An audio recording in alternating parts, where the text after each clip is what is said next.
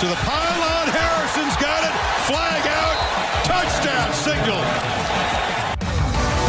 This is 365 Sports, powered by SicEm365.com.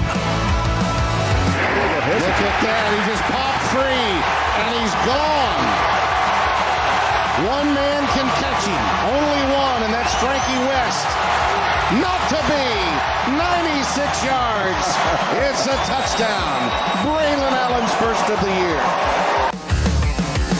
365 Sports is presented by IdealMRI.com. High-quality MRIs for $497 or less. IdealMRI.com. Your health is important, so is your budget.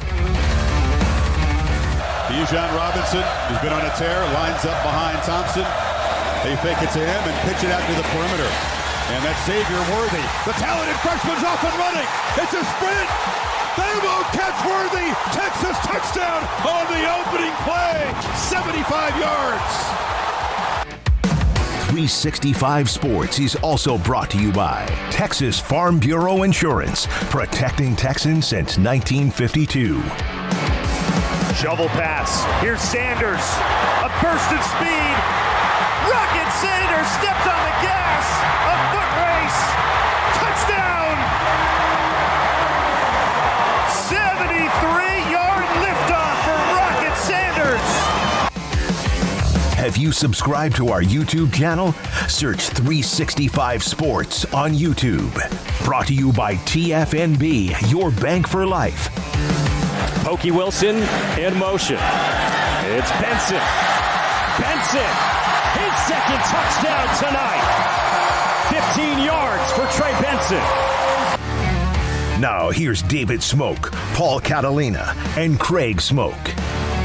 And here we go on this May 24th, Wednesday afternoon. We had a big monstrous storm come through again. No hail, which we have a picture we'll get to later in the show today that Paxton shared with us out of Perrington, Texas, because we've seen hail pound the state of Texas quite a bit with high winds and rain. But we'll get to that in a moment. It's a beautiful Wednesday afternoon. We have everybody in studio today, including Paul Catalina, Craig Smoak to my right. I'm David Smoak, and Barry Switzer in an hour. Max Olson, The Athletic, on college football at 3:30.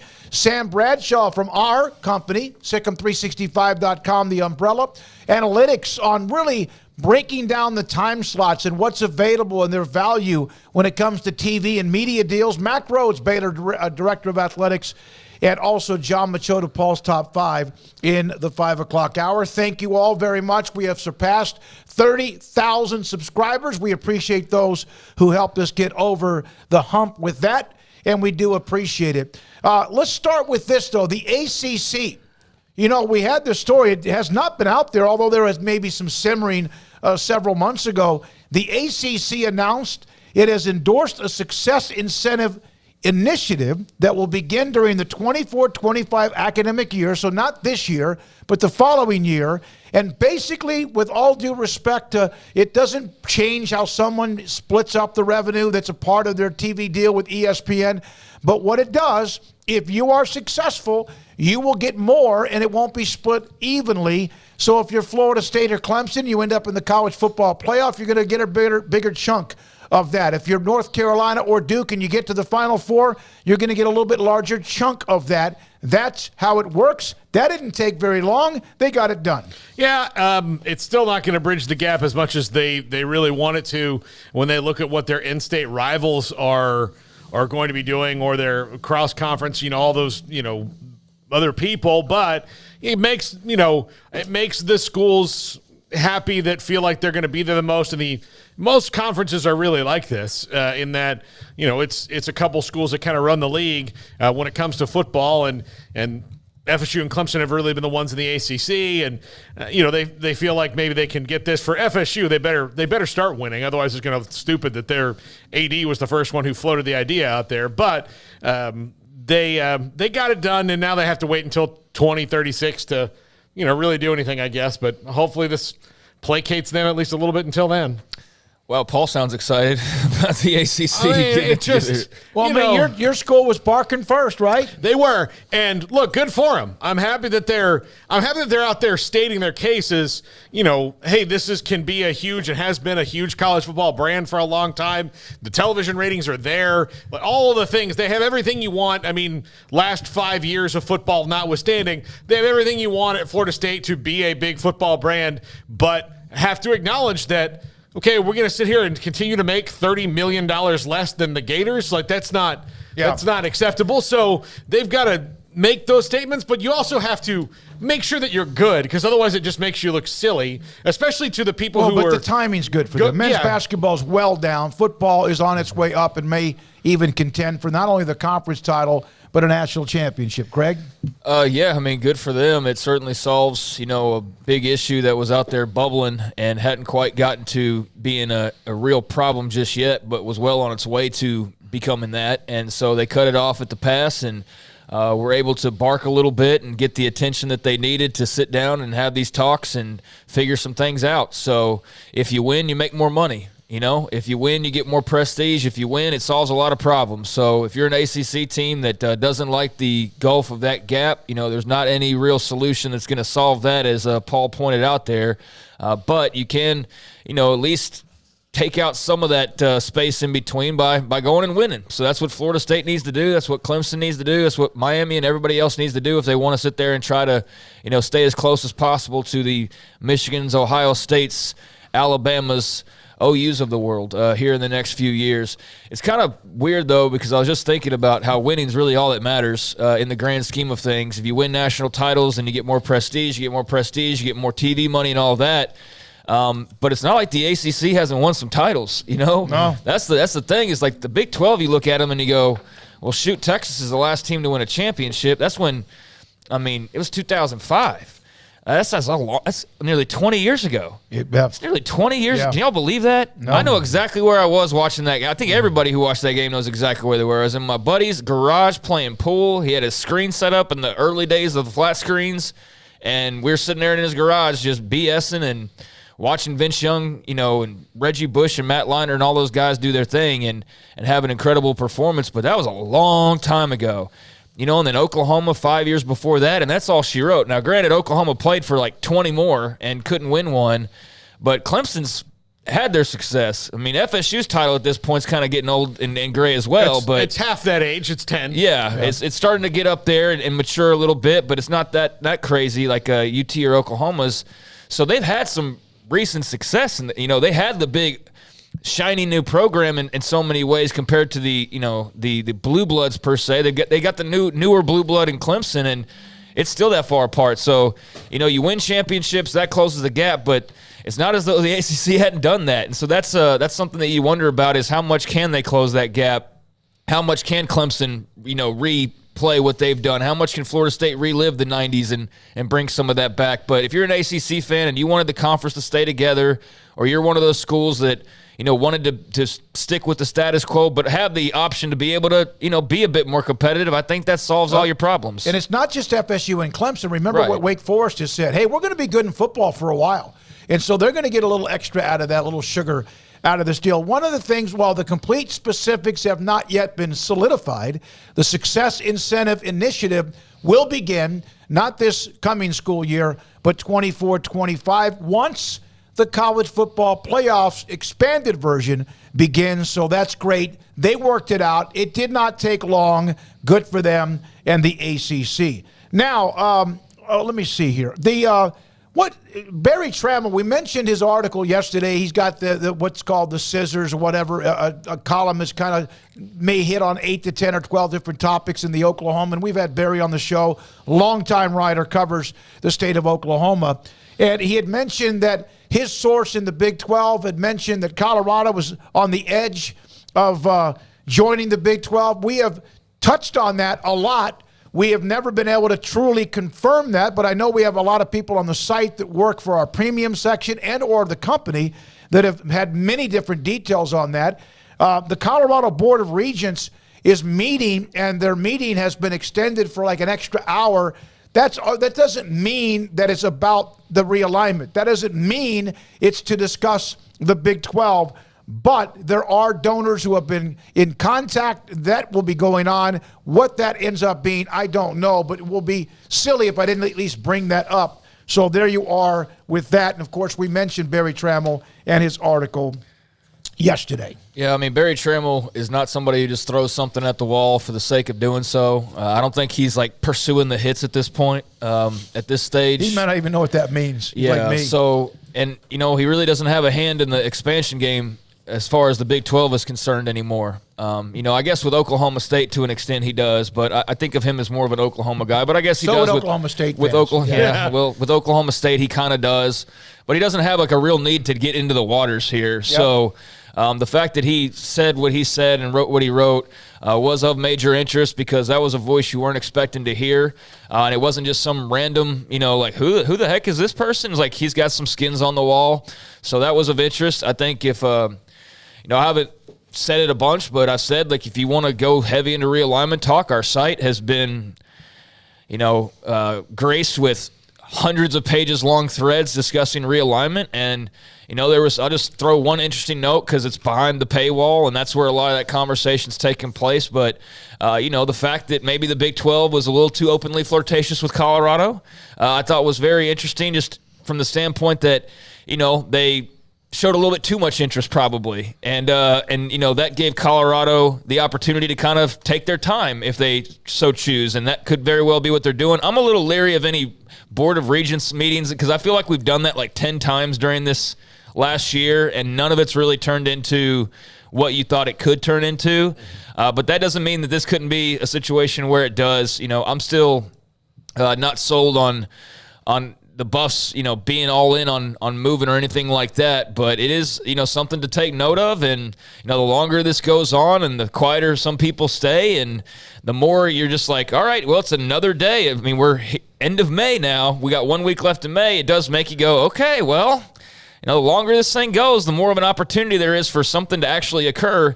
So we'll see what that actually, you know, ends up meaning for Colorado. Yeah, we've all known Barry Trammell for a while. I've actually loved getting to talk to him when I do because I love any because we used to have T.R. Sullivan, who's a baseball writer on the show. I love getting to talk to any old school grizzled writer like that's been through it all because they can also help you gain perspective on the, you know, kind of fantastical world of journalism right now where, you know, people throw so many things out. I can tell you Barry doesn't do anything for clicks and page views like you guys said earlier. I can just imagine back to the day where somebody from the corporate office told them all they had to get a Twitter account and Barry's like, all right, well, whatever. Yeah. That's what I have to do is what I have to do.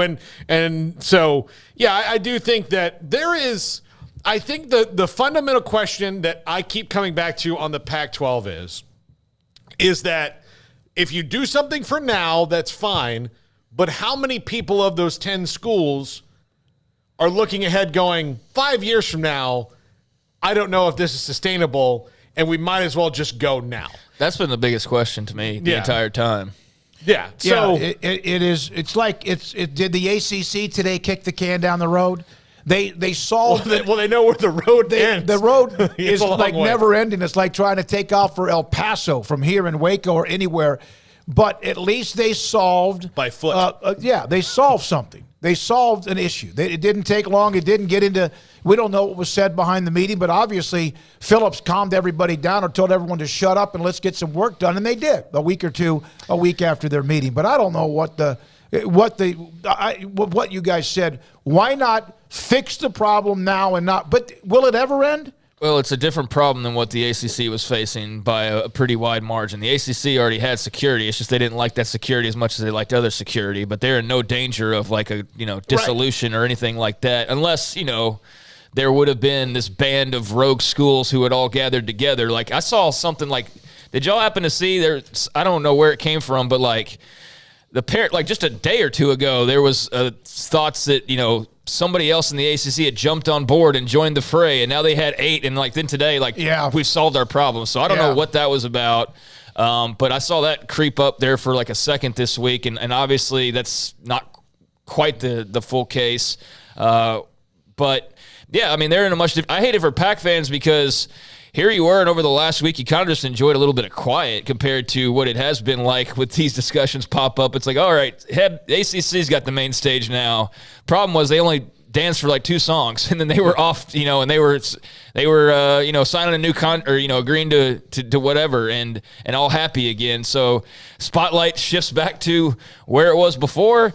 And that's the question that's, if I'm a Pac fan, that's the thing that I'm wondering about. If I do want this thing to be as close to what it is now for as long as possible, is, okay, if we solve this upcoming problem, which is the main thing on your plate right now, that does beg the question of the grant of rights and the length of that, and are we doing this all over again in 5 years? And if so, what does that look like? And I think that's your big question about the future more so. And if y'all really listen to Mac Rhodes here over the last couple times, I feel like he's been screaming that nothing's happening imminently, and more so really shouting about down the line. The way he set up, the way he said things. That tone changed a little bit more. Very much so. Without it being there. Yeah, I thought the last time he mentioned that too. I feel like he's mentioned that now a couple times where it's not right now, we're not really so sure, but down the line, you never know. And I don't know if that's because maybe they're interest right now is not quite what it was or quite as hot and heavy as it was. And so the better chances down the line, or maybe that's just because he knows that no matter what happens right now, the better chances down the line 5 years again. And so you're already positioning yourself for that. But yeah, it sucks for the Pac fans that this is still ongoing and you don't know when it's going to end. And even when it does, you're still going to be questioning, okay, but then how long is it? And then what happens and all that. I want to say something about realignment. I heard this, and I appreciate Katie Rader sharing with this. This makes so much sense.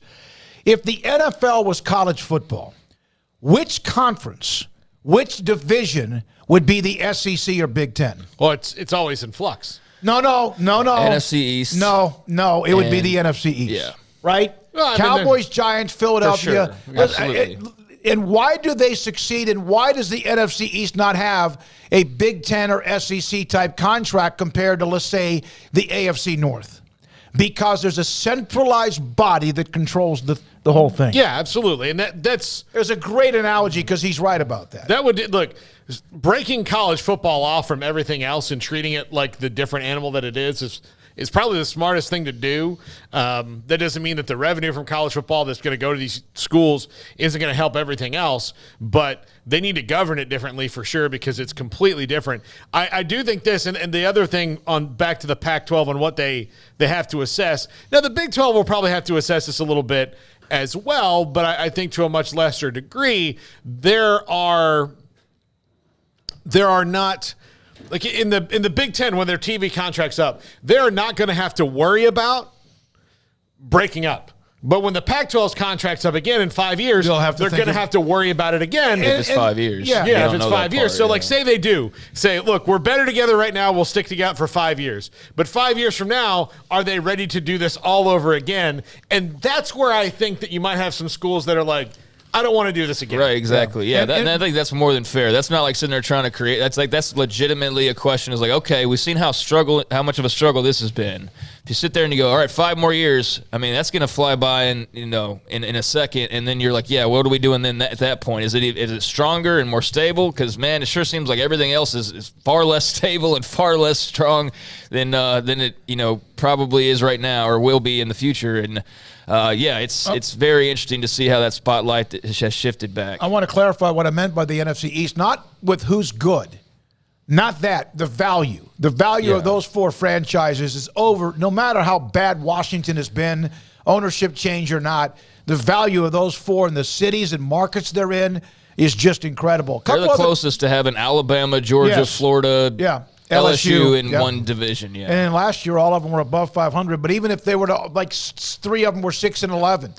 So a couple other notes. Kevin McCullough played at Tech. Played last year at Kansas. He entered the NBA. He entered himself into the NBA draft. He has announced in Kansas on their Twitter feed that Kevin McCullough is back. Yet another piece to already a loaded lineup, a loaded roster. And so he announced that, and so did KU basketball. He is back.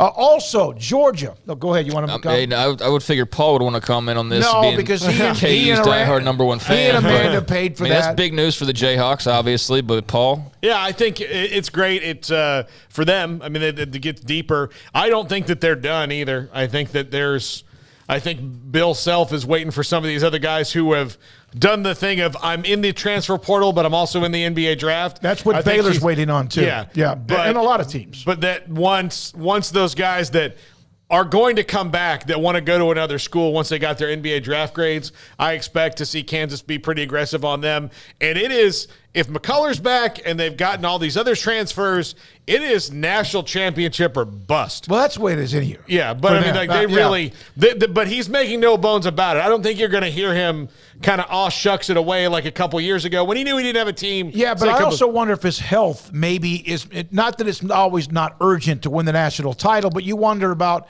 where he thinks of himself, how much longer he might do what he's doing. I mean, there's nothing wrong with admitting or saying that. He may not say it publicly. We don't talk about that in our house.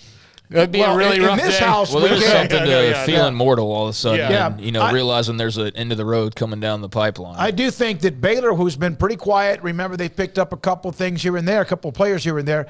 I think they have probably between 3 and 4 players that are NBA draft eligible, waiting for them, not just Jalen Bridges, who can come back to Baylor, but waiting for what they decide. May 31st is the deadline to decide to leave eligibility for the draft and then return back to play as a college. Max Olson joins us, Barry Switzer today as well. Sam Bradshaw wrote a lengthy article today on all the time slots, windows, media deals, what's the value.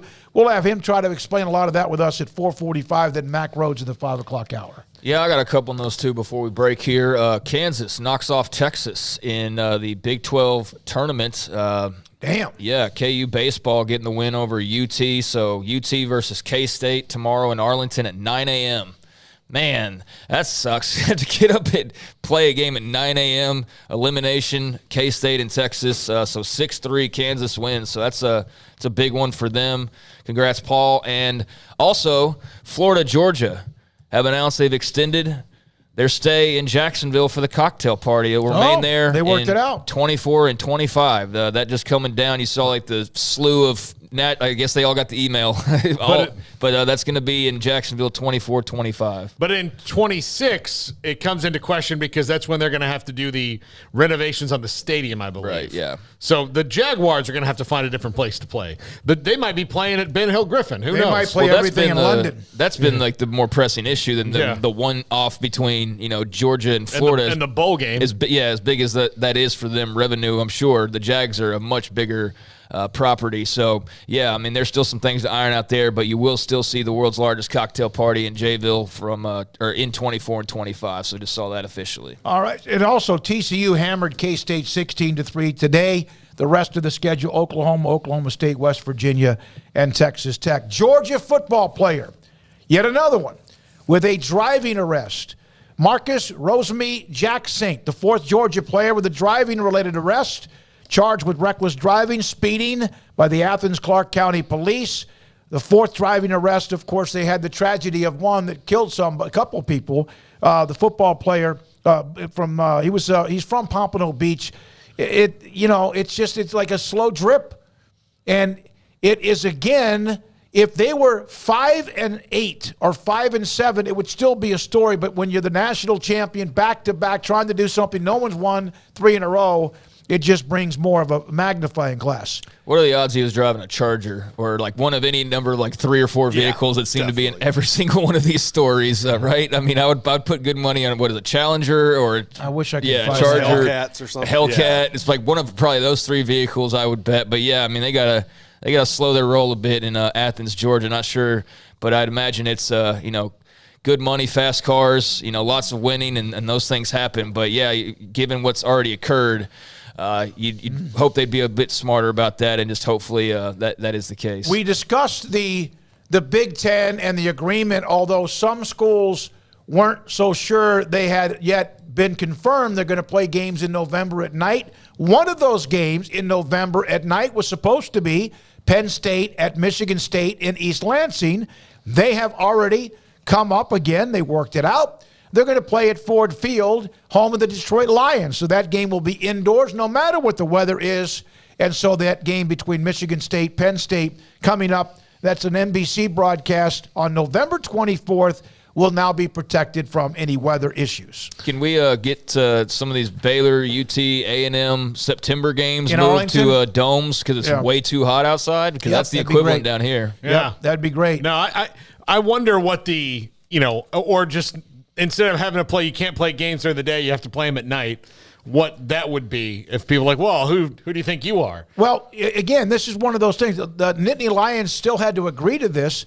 That's part of, okay, we will play on Friday rather than Saturday, even though the former commissioner had already locked those in with the Big Ten. And then to be able to play at an NFL venue is pretty cool at the same time. So that game will be in Detroit, not East Lansing, in a dome, not where it might be 12 degrees and a blizzard. Yeah, and I cannot make fun of Big Ten fans for not wanting to go. I would think they're more used to it. But after the Armed Forces Bowl this year, where we're walking into the stadium, I was about to call you. Go, I'm not doing this. I'm going home. Yeah, that was ridiculous. I'm going to the airport. Retired. I'm not doing it. I almost retired. And then Paxton, who's from Perrington, Texas. Of course, we showed, a couple of weeks ago, his beautiful pool. And then yesterday, Kim Coulter.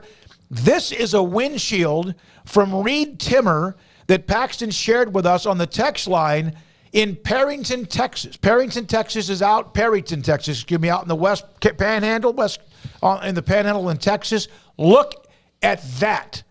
And it also was a part of some of the national shows this morning because of the weather of a hailstorm. How about that to call your insurance company and go, man, he's lucky that it didn't just completely just slam inside and break completely, although windshields are pretty damn tough, and usually if they break, it's usually one piece. But there we go. It looks like about 50 different softballs and baseballs hit it, which it was with the hail damage. Coming up next, Max Olson, Barry Switzer, and more. This is 365 Sports, and we appreciate your time today. Texas Farm Bureau Insurance has protected fellow Texans with auto, home, health, and life insurance since 1952. With more than 260,000 square miles of land and 27 million people, that's a lot to cover. Whether you're wrangling cattle or wrangling kids, we're proud to protect Texans in all Texan ways of life. Stop by and see our agents at one of our 3 McLennan County locations. Coverage and discounts are subject to qualifications and policy terms and may vary by situation. Aaron Duvall, owner, Texas Beef House. Why did you get into this business? We kind of were born into it, and it's been for several generations. Our family's been in the beef business, the ranching business, and we've specifically got into the beef business back in about 2015 when me and my son decided to form Texas Beef House and sell directly to the public. Aaron, everyone knows about Wagyu and how elite that is when it comes to beef. What separates you from anyone else that may do this in this type profession? We selected out Wagyu mainly because it's such a quality beef and it's consistent. Some beef, some breeds, you may have, a good animal every now and then, but Wagyu produces really consistently good beef every time. Where is the best beef in Texas? Your house. When you order from Texas Beef House, unleash the flavor of Texas raised Wagyu. From our pasture to your plate, TexasBeefHouse.com. At Ideal MRI, we feel blessed to be part of the Waco community. We're a small family business here in Central Texas. At times like this, the cost of healthcare has never been more important. And unfortunately, significant illnesses and injuries still occur. And that's why Ideal MRI is open and here to serve you through this difficult time. So if you need an MRI, ask your doctor about Ideal MRI. You can schedule online in minutes at idealmri.com or call 833-IDEAL-MRI.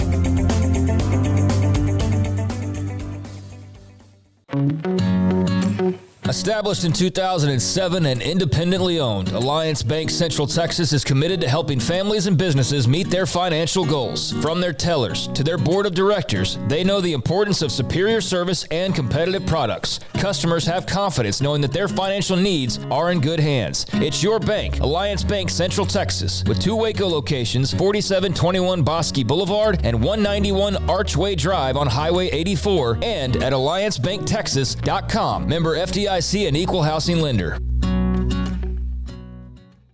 Pizza, burgers, and Bears football. There's no place around Waco that serves them all other than Bubba's 33. Come show your green and gold and enjoy some of Waco's best food and beverages while watching your favorite team, the Bears. When real Bears fans get hungry, Bubba's 33 is the #1 spot for ice-cold drinks, hand-stretched, stone-baked pizzas, and bacon-infused burgers. Join us for indoor or patio dining. Bubba's 33, Waco's restaurant and proud supporter of Baylor Bears football. Sick 'em, Bears. It's the season to shop our large selection at Allen Samuels in Waco and find the vehicle that's right for you. Get amazing deals on new Ram trucks, Jeep SUVs, Chrysler minivans, or a sporty Dodge. Shop AllenSamuelsDCJ.com or come in to see us today at Allen Samuels in Waco. Welcome back to 365 Sports, powered by Sikkim365.com. It's time for our weekly segment with Max Olson of The Athletic, brought to you by Pioneer Steel and Pipe, where customer service is their main focus, and best in metal, steel, and pipe for large or small projects, with 2 locations in Waco and Bryan. Family owned and operated since 1943. Max Olson, normally Thursdays, but as you know, we're going to be shut down Thursday through Monday for what we're doing within the studio to kind of tweak some things, but also give everyone a chance to get away during the holiday weekend. So Max, nice enough to join us today. Max, thank you very much. Your thoughts, the ACC, it's not revenue sharing, I guess, when it comes to the main television money, but at least they worked out incentives on how successful you are. Your thoughts, they made this happen pretty quickly. Yeah, it definitely was interesting how those conversations really in just a matter of a day or two last week at ACC meetings went from there's these 7 who think they've got options and might contest the grant of rights, which could still happen down the road here, but to kind of placate the ones that were uncomfortable with that kind of agreement, I think it's very interesting. It's certainly I feel like it's a good compromise if it'll settle down some of that discontent. But obviously, as we know, like the real problem here is not really how you slice the pie. It is that you need a bigger pie. Mm. Yeah, Max, I'm curious as to where the schools that are most concerned with the gap between them and the SEC and the Big Ten, so to speak, what kind of Ponzi scheme they come up with to get that $30 million over the next decade. Because that's, like you said, the bigger pie, because they don't really have a way into it now. Yeah, look, I'm not saying that the ACC needs to like we all know these college programs have enough money to operate, right? So to say like, well, you need to get to SEC and Big Ten money, like not necessarily, right? But certainly, I think that if you are a leader at one of those schools like Florida State, and you're looking at the landscape, you're saying, well, how much will it cost us to get out of this league, and how much is that cost going to be offset by us making so much more money in a different, in the SEC or something like that? And so, I'm sure that's part of on a school-to-school basis, that's part of the calculation there. But certainly, I think there's a long ways to go here on the ACC stuff. I certainly don't think they're breaking up anytime soon. But if you're the SEC, the Big Ten, even the Big 12, you're looking at that situation and you're very curious. Would anything get set in motion there that would start to split that up? Max, you had a piece on Matt Campbell, and man, year number 8 for him at Iowa State. That's pretty crazy to think that it's been that long already. But then again, I guess not. Just what did you gather from talking to him? I feel like it's such a weird school to talk about sometimes, and I think Baylor's have experienced this as well. Is like as soon as you start having success, people are already like, all right, when's the coach leaving? And refuse to believe that coach might be happy. And then, there's struggles, and that brings other questions. And so I think he's kind of found himself going from, big time, maybe future big program head coach to kind of what's going on with him and Ames right now. What did you gather from talking with the Cyclones? Yeah, it was great to get to visit them and Ames a few months ago and really kind of sit down Campbell and talk about how he sees the landscape, not just of where Iowa State's at, but where he's at. Because, he's a guy that, I really do think has, goes about this job with a lot of integrity and, really does have, really strong beliefs about how this should be still centered around the players and culture and things like that. And he doesn't want to, he doesn't want to do this with the portal and NIL and things like that. And obviously the way that these jobs are judged and kind of who they're going to has changed so much now that it was interesting to talk with him about, okay, can Iowa State sustain success in this kind of new world here where you certainly don't have as much money as anybody else, but obviously at the same time, there's better upside right now with, Texas and Oklahoma leaving the Big 12 and more parity in that league. And certainly a 12-team playoff. I think if you told Iowa State fans 5 years ago that was coming, they'd be pretty stoked because you feel like your best teams have a chance to break through and play in one of those. Certainly they would have in 2020. So, I think he's a guy that is really happy where he's at and has turned down a lot of jobs over the years. But then, usually this is why guys move on before you get to year 8 is because you are going to have some stumbles. You're going to have a great team like they did in 21 that didn't get it done. And then you're going to rebuild after that. And it's hard to just, turn a bunch of young guys into NFL players right away, stuff like that. And so they're kind of going through the bumpy rebuild here, had to make some staff changes and fix some things there. They've just lost so many close teams over the last 2 years that it's kind of a glass half full situation there where, man, they were pretty close to being really competitive. And, they're going to be young again this year, but they feel like they're building towards another run. Max, back to the ACC with the unequal revenue sharing based on success in the postseason. The SEC has their alphas. Every conference has alphas, and every conference also has those that are very fortunate they were a part of the conference pretty early. Do you ever see even those conferences getting some sort of an unequal revenue sharing in the postseason? I mean, I don't I certainly understand the success-based approach to this, but in terms of locking in, well, hey, these bigger brands are worth more, so pay them more. That kind of a model, I just don't think. I mean, certainly we've seen the Big 12 defer to Texas and its big brands in the past, and we saw how that ultimately went. I don't really think you, as a conference, that's a very successful long-term approach to kind of bend to the needs of the people who are threatening to leave, right? I mean, we've seen that play out. We kind of know how that history goes. So, you certainly get it because everybody wants to feel like they're making as much as they possibly can. But I don't know. The more uneven that stuff gets, the more I think this just becomes more chaotic because you've got everybody just kind of building up these resentments. Max Olson, theathletic.com, with us on 365 Sports. Max, now that we're to Memorial Day weekend, essentially, and, the spring portal's been closed for a month, and you've got some guys sitting around waiting, do you expect, I would not call it a big flurry because it's not as many guys as would be in the first window, but like a small flurry of the Zachary Franklins of the world and people like that to start committing here over the next couple of days? Because most of the time it's the first week in June where they've got to be on their next campus working out and getting ready for the season. Yeah, if you look at our best available rankings on The Athletic, I think 18 out of 20 of those guys are committed at this point. I mean, these guys are all kind of pretty much figuring out where to go now.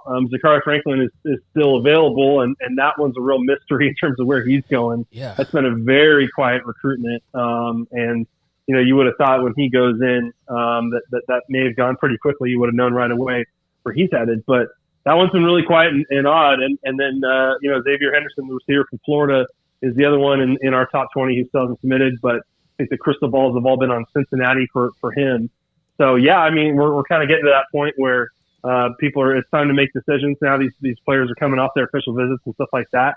And just going through it, the out of the 2,300 scholarship FBS players who've entered the portal in this cycle, I think we're under 700 now that haven't committed. So, I'm sure some of those guys are going FCS or junior college or something like that. But, yeah, this should all be settling down here in terms of people picking schools. And I really don't think we're going to see a lot of grad transfers go in over the next few months here.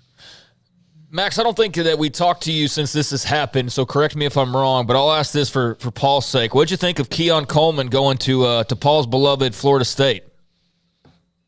Great one. Yeah, it's a great get. That was a head-to-head with Ole Miss, I believe, on that one.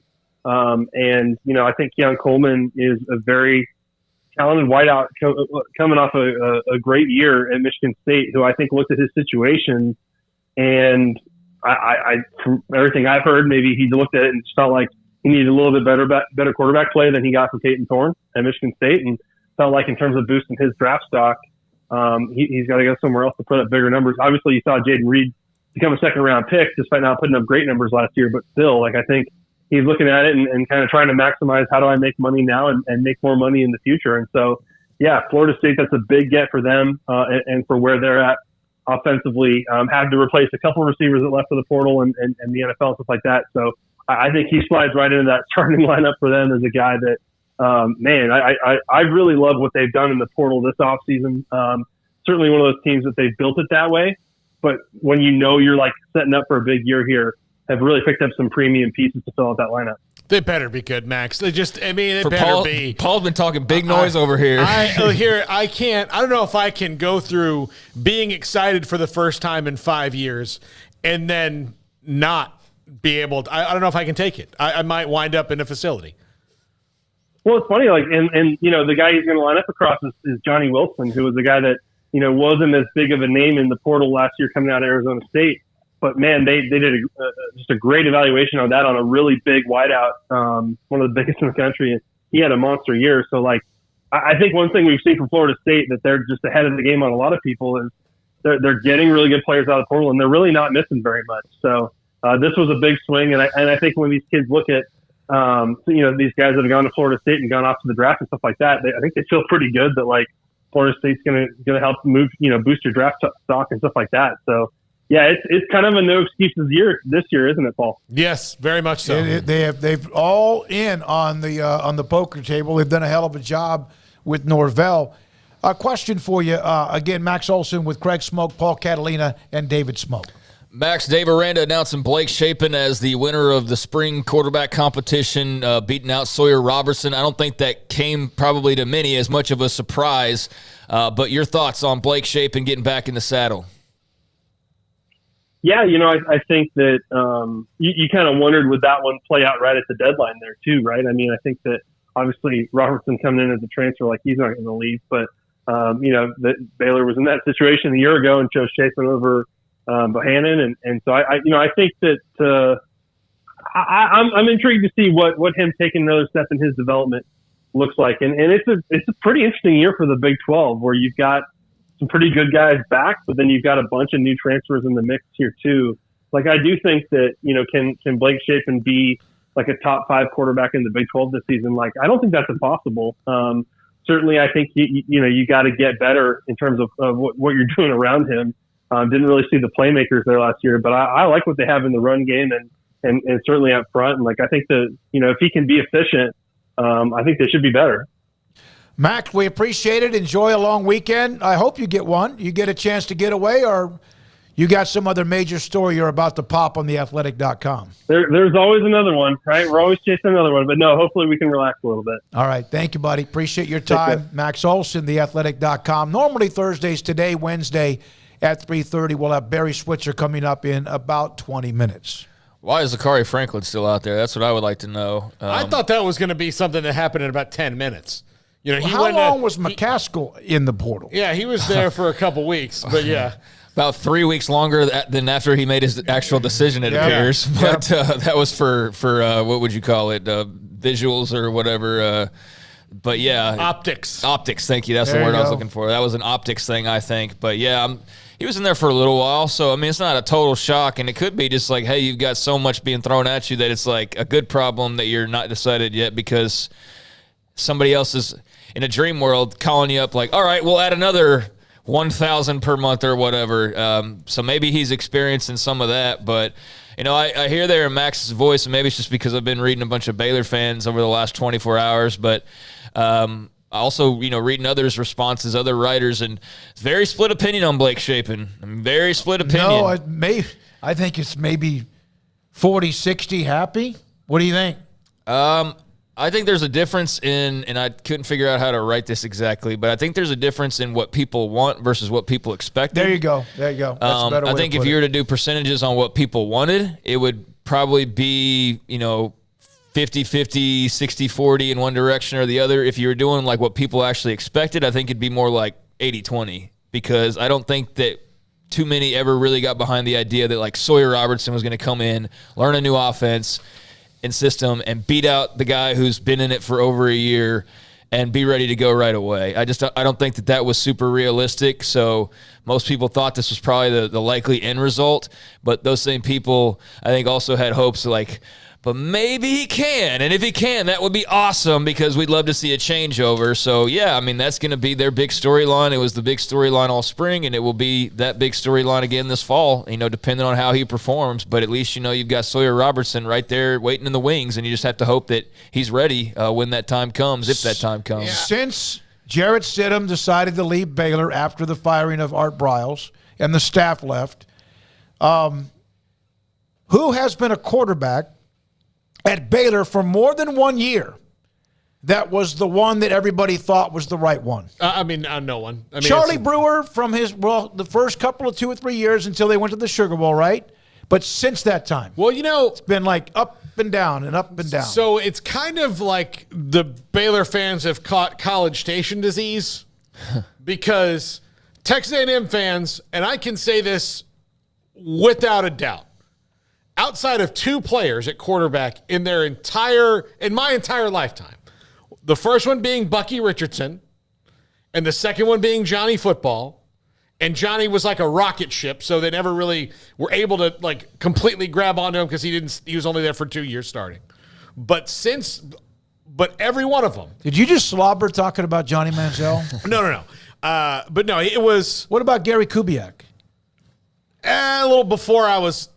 Maybe Gary Kubiak. So you got 3, and I was like a baby. But there is this thing of, whether it was Randy McCown or Brandon Stewart or Corey Pullig or anybody else, Gerard Johnson, Ryan Tannehill. Ryan Tannehill has had a decade-plus long career in the NFL and was not appreciated much. They wrestled with that all the time. Reggie McNeil. Yeah, like you like somebody until you don't, and then once you've decided that's it for them for whatever reason, the most unpopular thing you've said, whether it's true or not, is you compared Baylor fans to A&M fans. That'll go viral. It is now they're in that stage where you love somebody at the beginning, and believe me, this picture we have up behind here on the set of, the Big 12 championship and the McPlay, everybody in that building that was wearing green and gold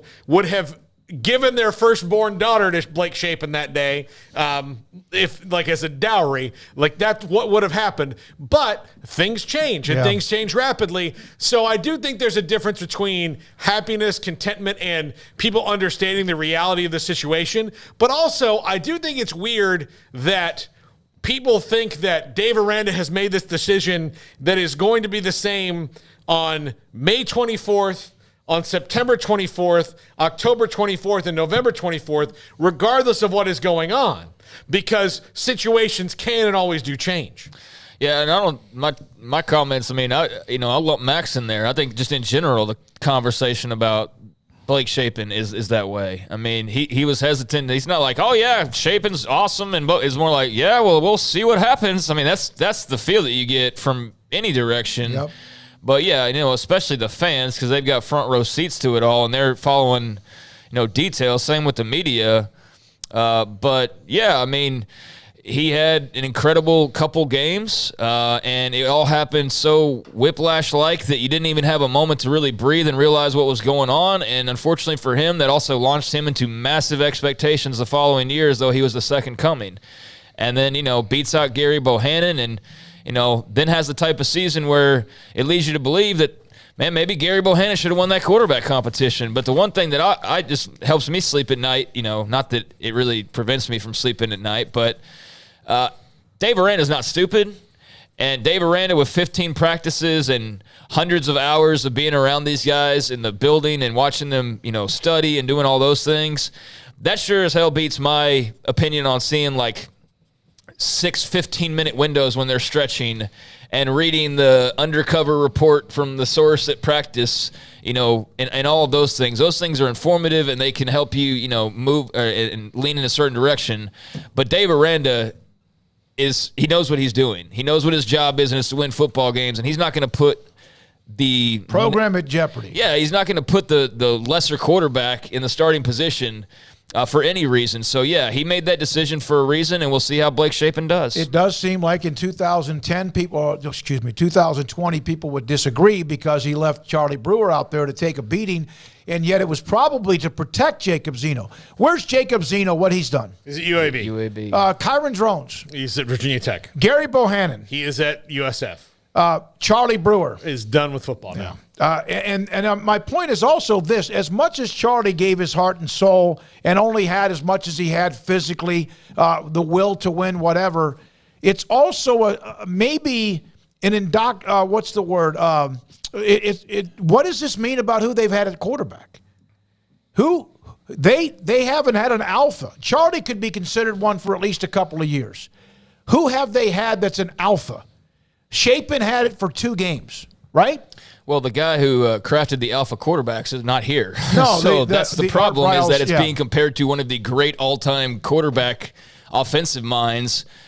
Love him or hate him, that's true. And his offense is all over the SEC right now. It's all over college football right now. It's everywhere you look. And, you wonder, I guess – maybe you don't, but I mean, can you imagine how high profile he would be right now? If things stayed the way, I mean, my gosh, you're talking about a guy who's probably making $10+ million and is probably coaching at some other school, probably. I mean, at this stage, all these years later, but that's also what you don't have. You don't have that going on, and that's a big part of why you got so spoiled to begin with, and why then you go a year without a quarterback, then another year without a quarterback coming in, and that's a big part of it. All right, when we come back, a couple of notes that we'll get to and a nugget or two. And then on top of that, Barry Switzer will join us just after 4 o'clock, and this is 365 Sports.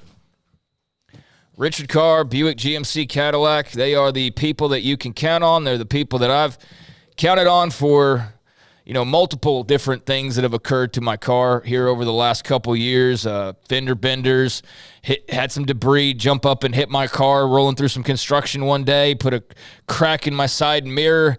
But I had the people that I could count on over at Richard Carr that helped me take care of those things. And, I didn't even notice that anything had happened, or you wouldn't have noticed that anything had happened if you had seen my vehicle before and after. Right now, they've got a lot of great offers on the lot at Richard Carr. They've got great customer service as well, as I started speaking about. And right now, if you've got something that is needing to be taken care of, or you're just looking to drive your car or truck a little while longer, then do what I did and contact their award-winning service department, which is always standing by to keep you on the road. Go to richardcar.com to see their service specials and also set an appointment for quick and reliable repair. But if you're actually in the market for a vehicle, whether new or pre-owned, they can hook you up there as well. Right now, they've got the most advanced and luxurious pickup in its class, the astonishingly advanced 1500 Sierra Crew Cab. Right now, you can save $3,500 on the 1500 Sierra Crew Cabs over at Richard Carr. You also get 0.9% financing, no payments for 90 days on most new 2023 GMC Sierra 1500s in stock. They've also got the ranked #1 overall brand for new vehicle quality by J.D. Powers. That's Buick, offering a luxury SUV line without the luxury price. You can experience the quiet escape and premium drive of a Buick on a test drive today at Richard Carr and save thousands on their various models, including $3,000 on the 2023 Buick Enclave. But of course, when you contact the dealership, you can get more details on all of their various offerings. They've also got a lot full of quality pre-owned cars and trucks as well, so wherever you're looking, whether it's to fix your car up, get something repaired, whether it's to buy new or buy pre-owned, Richard Carr is your one-stop shop, and they have built a reputation over the last 24 years as the people you can count on for all of your automotive needs. Run by proud Central Texans. Log on to richardcarr.com today. Call now or go see them now off Highway 6 at the Imperial exit. The future's bright. The time is now. College is what you make it. It's a late-night pizza run and all-nighters coding a new project. It's having big dreams and making them a reality. It's a professor who knows your name and your story. It's preparation for your future, your calling, your life. And at Baylor, it's even more. Baylor, where lights shine bright. One size fits all. That may be all right for an adjustable belt or cheap sunglasses, but when it comes to your financial needs, No one wants a one-size-fits-all strategy. Ben Erlinson, your Edward Jones financial advisor, knows that his most important goals are yours. That's why he takes the time to understand your needs, knowing you. That's how Edward Jones makes sense of investing. Ben Erlinson, 100 North 6th Street in Waco, 254-759-8533. Edward Jones, member SIPC. There are 26 letters in the alphabet, over 600,000 words in the dictionary, and just 3 of them said together can change everything. Let's order pizza. Those 3 words lead to dough made from scratch and 3 fresh signature cheeses that blanket golden crust in a heavenly melt on Marco's Pizza that'll blow your mind. So visit marcos.com to order and stop by Marco's Pizza in Belmead, China Spring, Woodway, and in Robinson. Marco's. Pizza lovers get it.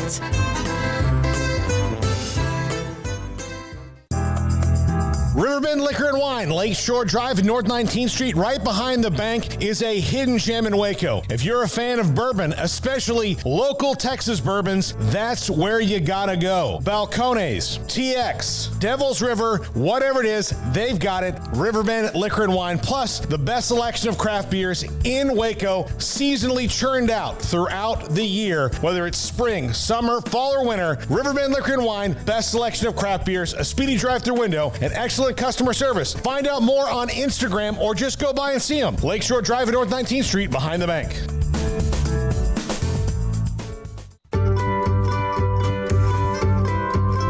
You want to know why Stonewood Dental is so successful? Listen to what happy customers have to say.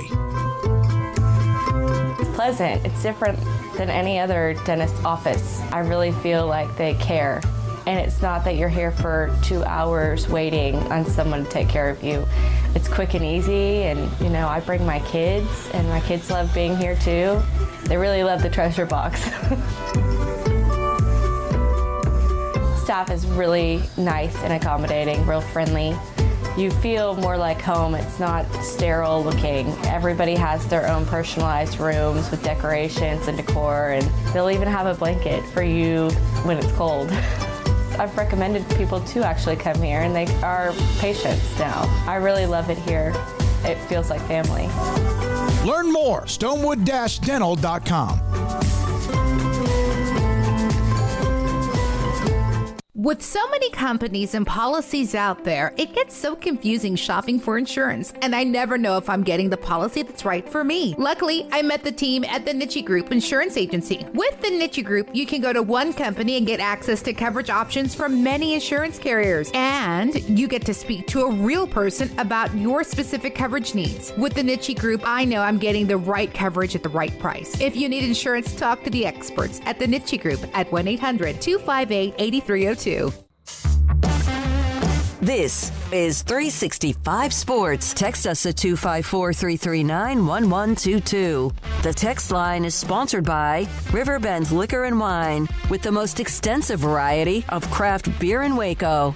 A hidden gem on Lakeshore Drive and 19th Street. Comment from Phil in the chat room in discussing Baylor quarterbacks, mentioning Charlie Brewer. I have a hard time thinking of Charlie as an alpha.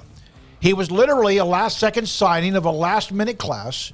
It was a class of people that were mostly kids no one wanted, but they developed. And yeah, that's true. He was going to SMU. He changed his mind. Baylor got him to come to Baylor. But I'll say this, and this was my response, and this is something that I don't think either one's right or wrong, but Charlie Brewer, without him, they don't go to a bowl game in 2018. Go back and watch how he willed that team to some wins, not only that year, but also even the year when they had a fantastic defense that was the main core of what they did, just like 21. And like running over somebody at the goal line against TCU to basically continue that game and go into overtime. He gave up and sacrificed his body for the program. Is he a 5-star? No. But I do think that for about 2.5 years, Charlie Brewer did about as much as you possibly could do with who he was and who they were as a football team with Matt Rule as the head coach. Yeah, he's definitely not an alpha. I don't know if you said that exactly. I don't know if I ever did. If I did, I didn't know. I think we're talking more about like the guys before that were putting up thousands of yards and in RG3's case, winning a Heisman. They had a great run of about 4 or 5 guys in a row there. I guess it probably ended with Stidham, who basically, it doesn't even feel like he even played at Baylor.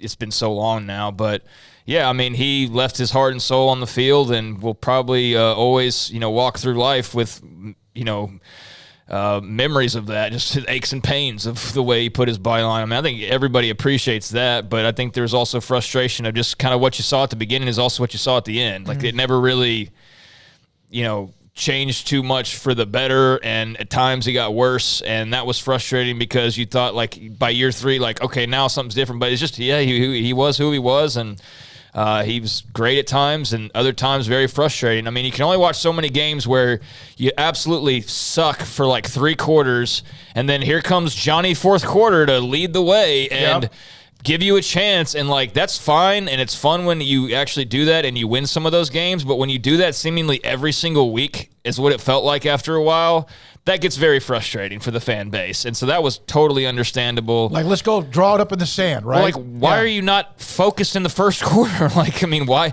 does it take 3 quarters to, like, knock the haze off and then, suddenly get going now that you've only got 15 minutes of regulation left? I think that was just maddening why that always seemed to be the case. But, it was probably over-amplified by just those of us, watching along every week, but that's certainly how it felt. But yeah, great player, good rep, and, wish him nothing but the best. But, definitely a lot of frustrations there that lingered for a lot of fans. It is always a great time when we can get Barry Switzer on the show, Hall of Fame coach, long-time incredible success at Oklahoma, Super Bowl winning coach with the Cowboys. And Barry, it was interesting. I texted you this morning just to make sure that this time would work. And where were you? You were at the dentist office, is that correct? Yeah, I was, and I had a root canal. And I was worried about my gum being swollen up, and my lip and all that when they gave me the shots to numb it, whether I could talk or not. But I'm okay now. That was at 10 o'clock this morning, so I'm in great shape now. And as I was texting you, I was in the dentist office getting one of those. Yeah, I saw that. I thought that was quite a coincidence. Yeah. Hey, a root canal. Huh? What are your thoughts about the college football landscape and what we see with Oklahoma, Texas, now USC, UCLA? Just your overall thoughts on it. Well, first of all, I'm glad I'm not coaching today. I'll just put that up front. I'm glad I'm not involved in this free agency world, in NIL, the portal, all this. I'm just so glad I had my run in the 70s, 80s when you could go out and recruit, and the only one who could go in the home was the coach and his staff, and talk to the family. There could be no agents or alumni or anyone like that going in there, which there are today. There's no restrictions today. They got agents walking in there telling the kid, you go to this school, I probably can get you more money if you went to this school instead of that school. Everything's involved in recruiting today. I mean, it's a wild, wild west. I thought I recruited in the wild, wild west when there's no restrictions, but this is even worse. And so I just say, I'm glad I'm not coaching. Now get back to your question. Barry Switzer with us on 365 Sports. Are Oklahoma fans ready to change, or will they ever change their expectations based on what might and the success as one of the ultimate blue bloods in the SEC? Well, they don't have to prove themselves, and that's what they've got to do. We've had teams that beat SEC. I've had during my career, and I have obviously we've beaten Alabama, we've beaten Tennessee, we've beaten of course Florida State. They're not in it, but they were a very good program out of the South in that area of the country. They can recruit well. The key is recruiting, and we're on the fringe areas. Players have got to come a long way from that. The great fertile recruiting grounds the SEC has, and we just it's a lot of good schools. They got to come over before they get to Norman, Oklahoma. So we're going to have to do extremely well recruiting in Texas and nationally. You take Nebraska and Kansas and all. You take the diversity population. We don't have any. Nebraska and Kansas have nothing, and so the Big 8 conference was different. and we made ourselves, because if it wasn't for Texas, our recruitment of Texas, we couldn't have had the tradition in college football that Oklahoma has, because I won with Texas high school. There are a few kids in Oklahoma we got, and really good players, and really good, but there was very limited number we'd get. But we got most of our players from Texas, and that's where we benefited. We're close enough to. And I recruited Jack Mildren out of Abilene, Texas, to come to Oklahoma. I found out back in the 60s, late 60s, when I recruited Jack, that Norman, Oklahoma was closer to Abilene than Austin, Texas is, the University of Texas. That's what blows people away. But why Mildred come here? Well, it's just as close or closer than it was to go to Texas. So it's a big state with a big population with a lot of great high school football players, and that's how Oklahoma had a great tradition in college football, because we got most of them back then, 70s and 80s. Coach, what would frustrate you more about today's recruiting? Is it recruiting 17-year-old kids who want money before they've performed at the college level, or would it be constantly having to re-recruit the players that you've already signed? Well, it'd be both, but think about this, I used to go and recruit and get a player, and he knew he was going to be at my school for 4 or 5 years. He'd play freshman ball, red shirt, and play for 3 years. They all expected that, anticipated that, and they came to get an education. No one talks about getting an education anymore. These 85 kids that they signed today, I all think they're going to play pro football, and I promise you, there'll be about 3 or 4% of them ever making pro football. So it's the same my day, and it's the same today. And these kids today don't stay in school long enough to get a degree, and they're out of here. And I in my day, it was obviously a kid knew he came for an education, and we provided the tools allowed him to be successful, and he was going to be here 4 or 5 years. But not today. It's the portal and be out there as a freshman and have the eligibility and be immediately able to play. My era, you transfer schools, you're going to lay out a year to establish eligibility, and then they play 2 years later, and after they leave. So that's the way it was, and we liked it that way back then, and it made people stay at one school, and they didn't anticipate playing right away. Then the freshmen became eligible, and there were certain players that could play as freshmen, but they knew why they were playing, because they proved themselves on the field, and the other freshmen recognized it. But no one was getting cars, no one was getting vehicles and dollars and all that. And but it's a little different. I wish they'd give everyone just $5,000, $4,000 or $5,000 a month, everyone from all the 85 that you have on scholarship today. And NCAA had done that. And then if you prove yourself on the field, and you become a star player or Heisman Trophy candidate, and you could go out and sell yourself or likeness or whatever they want to call it, other players wouldn't resent it because you've proven yourself in front of them. But they got something too.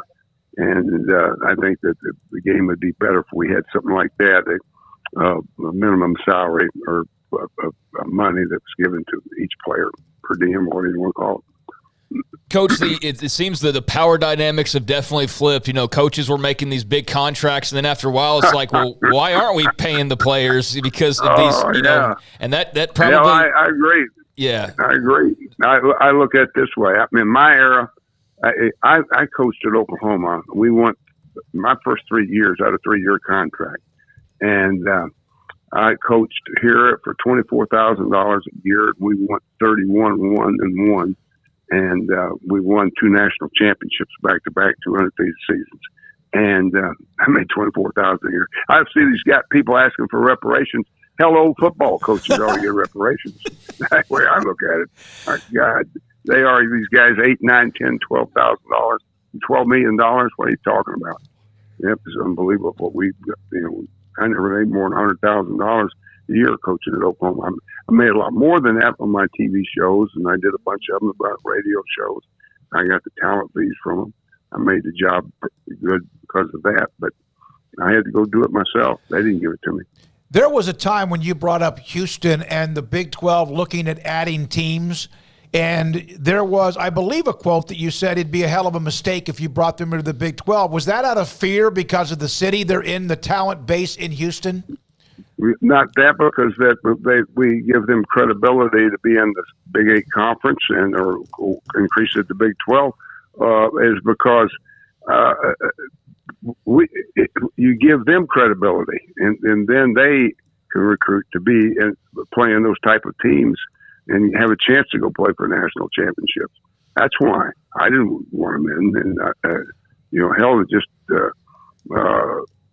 I want to recruit Houston. I want to get their players, but I don't want them to be able to be recruiting the same player that we could go be playing against me.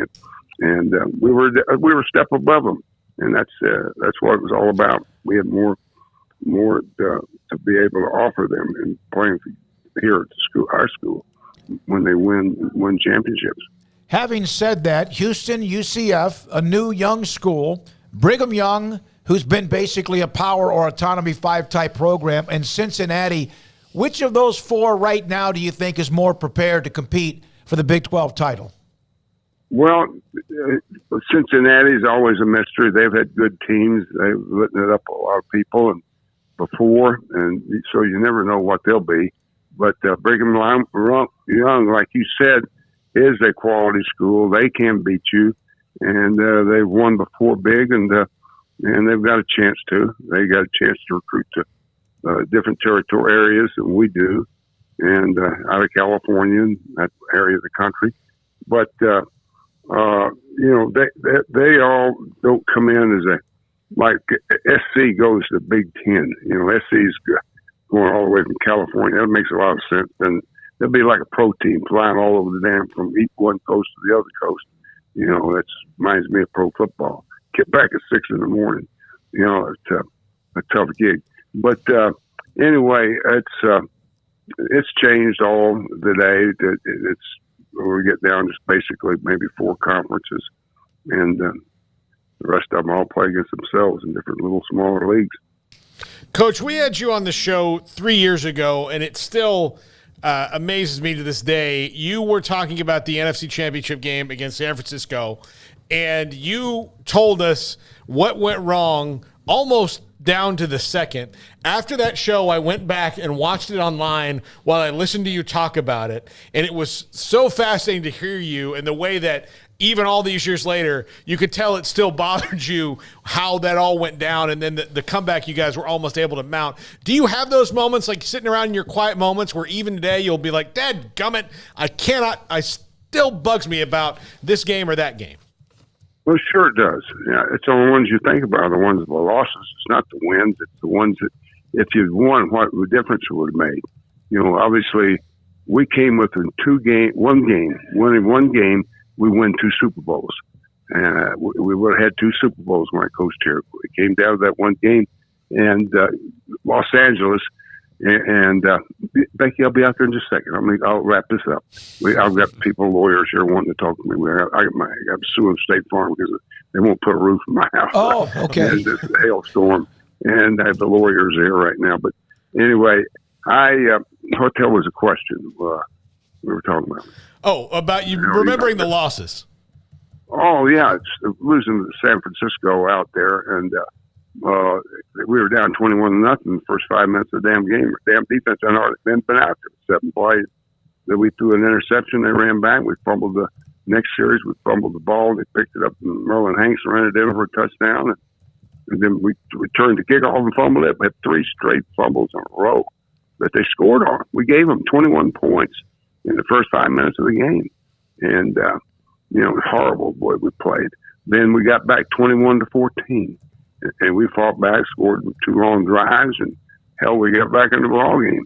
But right before the half, I made a mistake that let Ernie Zampese, the offensive coordinator, talk me into going for it when I knew in my own gut, okay, I told him run him at 3 times and let's punt the football if we have to. There's about 1 minute and 20 seconds left in the half, and Ernie wanted to go for it. He talked me into it. We threw 3 incomplete passes. They had the punt, and they got the ball with 40 seconds. They had Jerry Rice behind their cornerback on a fingertip catching the end zone for a touchdown. I cussed myself all the way to the locker room. I was so pissed off when I went in that locker room. I had no one to blame but myself. I knew I should have said, run the damn football, like I said, and that would have ended that, and we wouldn't have. We'd been down only 21-14 at the half. It's a different ball game. Pro football is damn sure is calling the plays.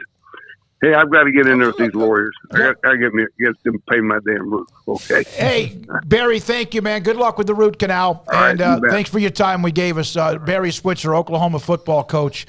And, yeah, hail damage. Paxton sent that story of the car that was riddled. My car has a couple of dings in it from, a couple of weeks ago.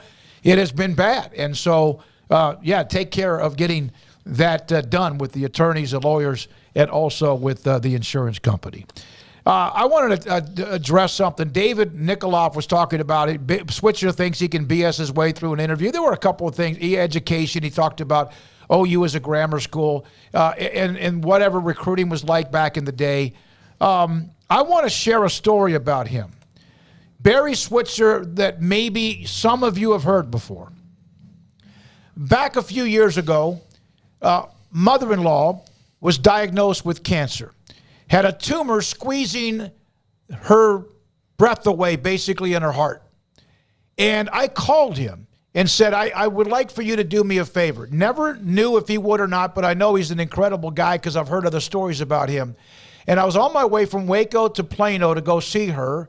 And by the time I had gotten to the hospital, she had this big smile on her face, and I was told that Barry Switzer had called Mrs. Jolly and given her a pep talk because she was a massive Oklahoma fan, as Craig knows. That's also the story you hear about a guy like Barry Switzer that's not told enough. He is a great guy, gives back more than anyone could ever imagine.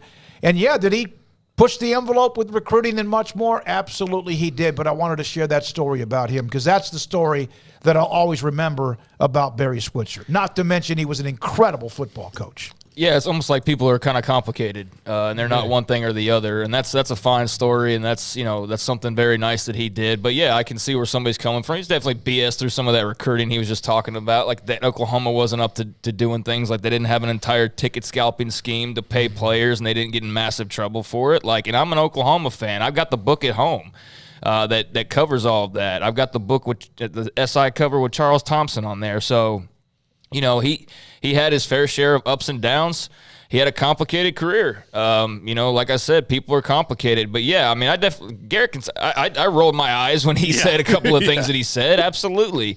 But you know what? That's his answers, and I appreciate his time. And, take it for whatever you want to take it. But, I mean, I got some sense of that too. But, he also had some interesting things to say. I just wish we had a little bit more time. I'd like to – ask him how he feels about Brent Venables at this point, because I would imagine that he's getting questions, left and right from Oklahoma fans with all the things that he does still with OU that, people are wondering what to think and what his thoughts are on that. So maybe next time when we get him on there. But, yeah, I mean, I definitely rolled my eyes at, like, the car thing. And, like, I mean, he was in the hot and heavy in the air of Eric Dickerson and the Trans Am. So, I mean, we all kind of know what's what there. I have a Barry Switzer recruiting story as well.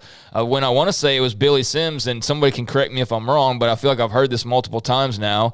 And basically, he tucked, and it was all on the up and up, but basically tucked Billy Sims away in a hotel room one night, adjoining rooms, and parked a car out in front of the hotel door to make sure that no college coach could get anywhere within the vicinity of Billy Sims the night before signing day so that he could sign him. And guess what? That car stayed parked and nobody got in that room, and Billy Sims signed with Oklahoma the next morning and was a hellacious player. And ended up being, one of the best to ever do it. But, I'd love to explore more of that. But certainly, I rolled my eyes a little bit. You got to respect anybody whose hustle is enough that they lift the strategy from the FBI and the Witness Protection Program to get what would be ultimately a Heisman Trophy winning running back in Billy Sims.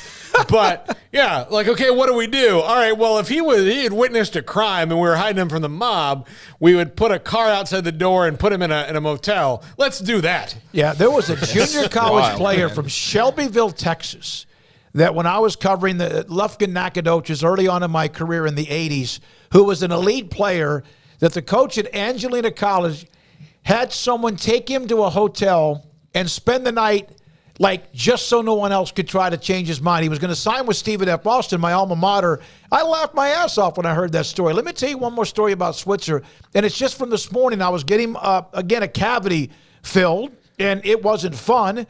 And the dentist, you've heard me talk about him, Dr. Steve Childress, was not a big fan of Barry Switzer. I just told him, yeah, we're going to be on the show. He's a sponsor of this show. And I told him that story about my mother-in-law, and he said in a matter of just hearing that story, he never really liked him, never really appreciated him, and then just that story changed his mind because he heard something different that a lot of people may not know. And I bet there's 100 or so stories about Barry Switzer doing that along the way in his career. And now you got me wondering if those two stories cross streams and morphed into another story. Maybe that's the one I was thinking of, and it wasn't Billy Sims. But I swear he's told that Billy Sims story before. Yeah, because I think Baylor was very, very close on the Billy Sims recruiting. Yeah, I feel like I've definitely heard him tell that story a couple of times because we've interviewed Switzer on multiple occasions now over the years. But he's always fun to listen to and, to hear some of his recollections of how things were. But, I mean, shoot, he says he don't want to coach. It seems like he'd be the prime candidate to be the coach of a college football program right now. Are you kidding me? I think that he'd be the number one choice to be a college football head coach based on his experiences and the fact that now, so much of what was – having to be hidden or whatever, you could just, it's all out in the open, buddy. It's all out there and there's pretty much no rules. So I feel like somebody like him, old gunslinger, would have been fine in this Wild West. But, he sounds like, I don't know, I think maybe just age-wise he's not feeling it. But if you were to go grab 36-year-old Barry Switzer, I bet he'd rev the engines in two seconds and be ready to hit the recruiting trail. Wherever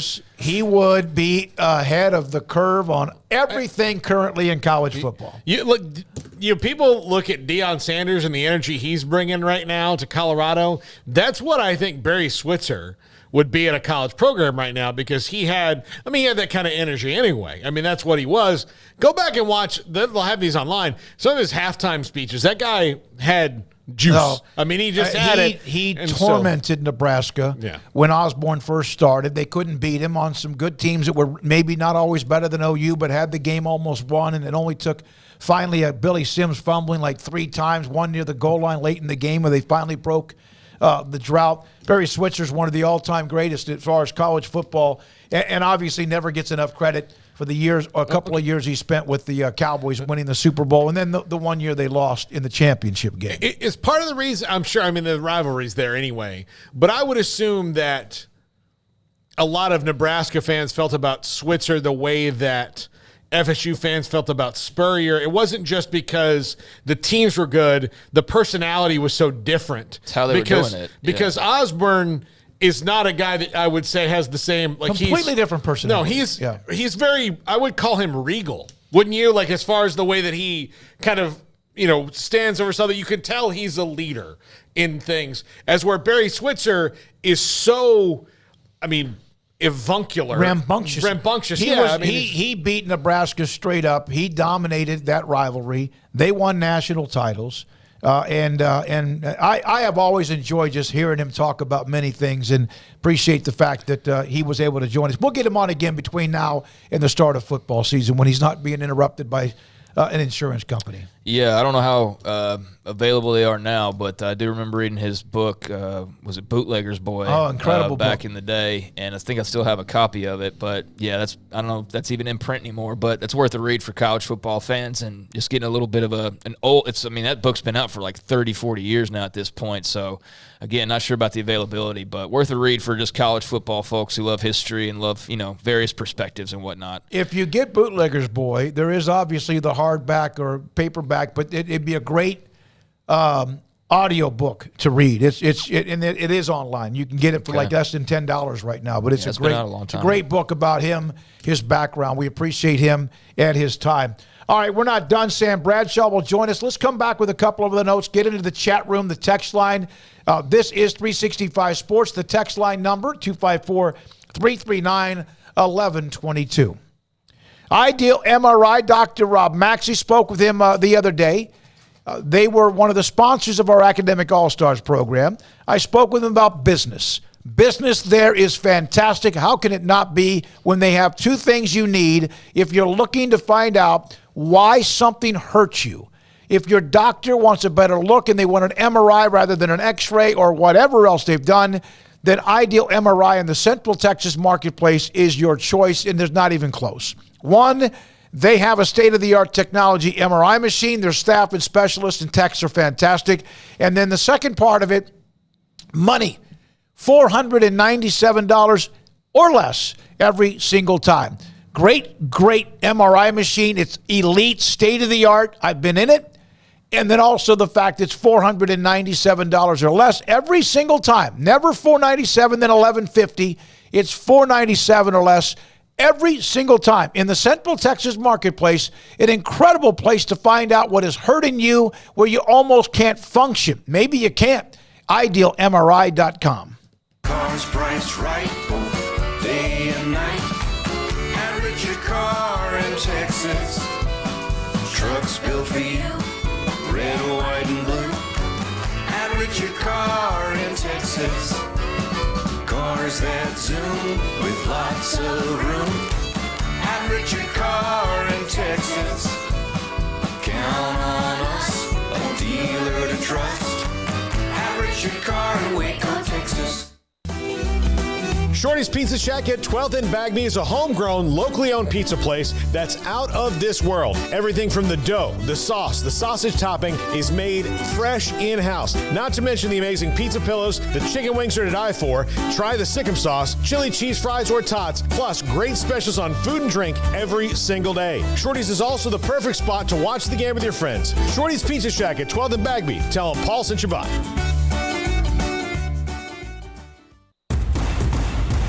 Petty Clinic Men's Healthcare in Woodway is now proud to offer you men an exceptional weight management body sculpting product called semaglutide, also known as Ozempic or Wegovy. Semaglutide is an FDA-approved weight management medication. Once-a-week injections of this powerful medication offers an average body fat weight loss of 20% within the first year of treatment. In addition to body sculpting, semaglutide also normalizes blood sugars and has the clinical research proof of reducing blood pressure, cholesterol, stroke, and heart attack risk. If you're like most men and you have stubborn fat that will just not respond to typical diets and exercise, then help is finally here. Semaglutide, affordable, highly effective. Google search Petty Clinic Waco and reach out to the Petty Clinic team today for a free consultation with Dr. Petty to see if semaglutide is right for you. Go to pettycliniclowt.com.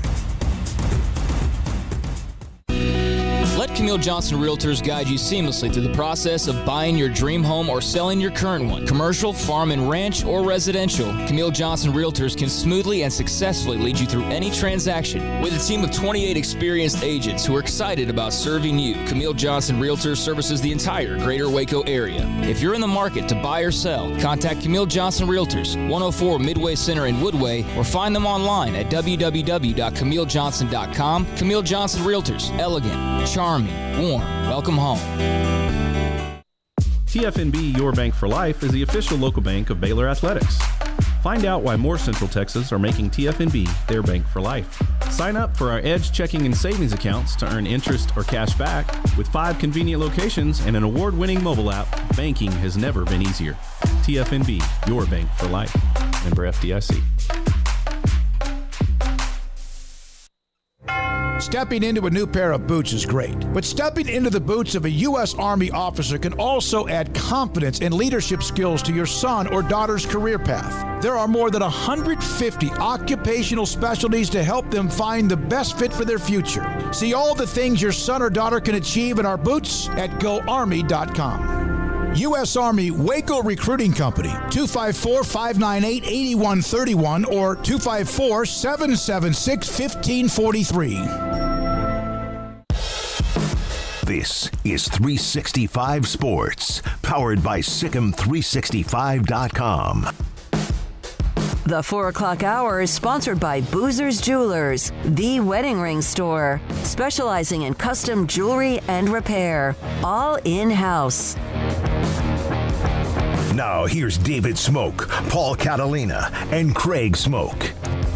Houston fans have been wanting for us to ask Barry Switzer when we got him on, which we did, and we'll get him again when he's not as distracted with the hail damage, about he said back in 2016, the quote was basically, don't let them in because, you're giving them the opportunity to then sell their story as a part of it. You're giving them the ability to be a part of it. Not negative about Houston, just more positive about Houston.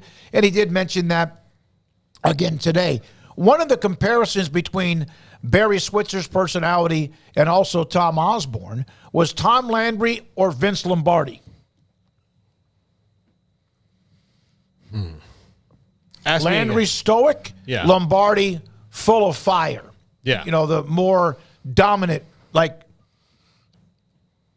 that was just one of those in the chat room that somebody did bring up. I always think of this when I think of Tom Landry. My dad one time sat on an airplane next to a man named Jim Tunney, who was a referee for a long time in the NFL, and he was on a book tour back in the mid-'90s.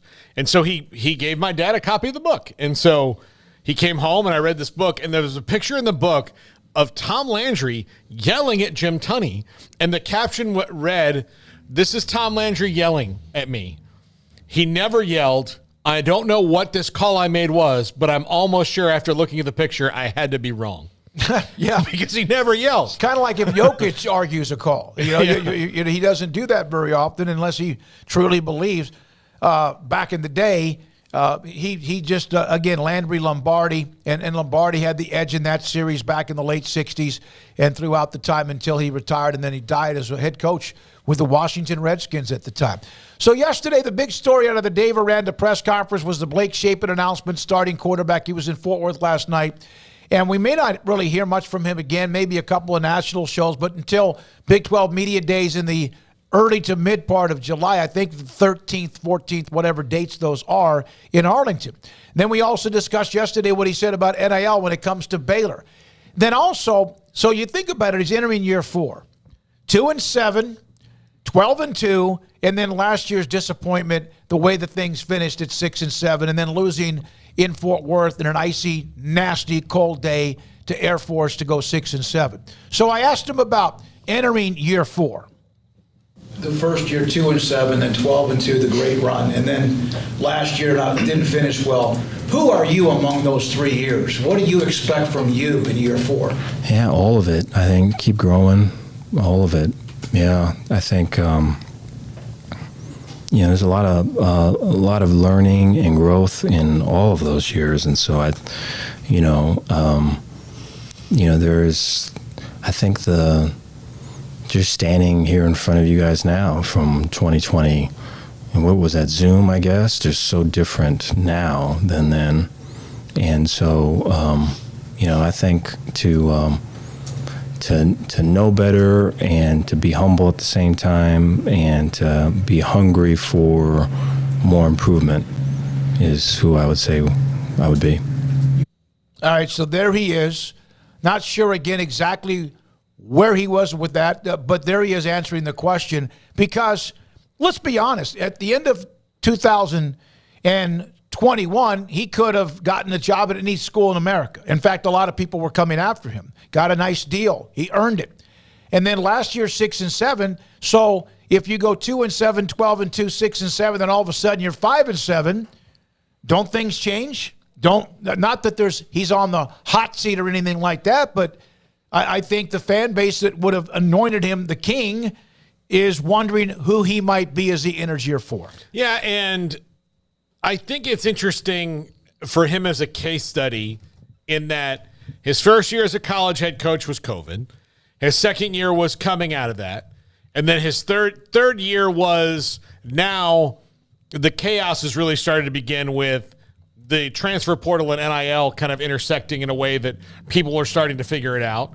And now here we are in you're kind of, in a different year of that. So all these things happen, and he's adjusting to all of them. And what we know about him is one, he's very smart.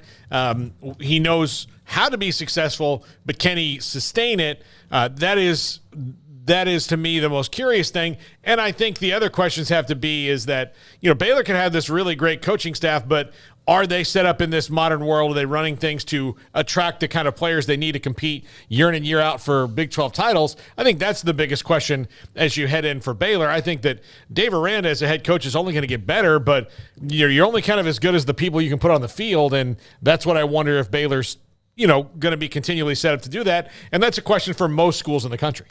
Paul, I absolutely agree. I take issue with the way that you kind of initially sort of took it, because I think that Dave Aranda is as steady Eddie as it gets. I think that not the way you say it, but like kind of the way you phrased it was like, who are you? It's like, we know who he is. Yeah. We know absolutely who Dave Aranda is. We know he is the exact same now as he was, year one, as far as being this the guy. Personality of the person. We know enough about. We know who Dave Aranda is, but the thing that fluctuates is your talent levels, the NIL era entering the picture, the transfer portal entering the picture.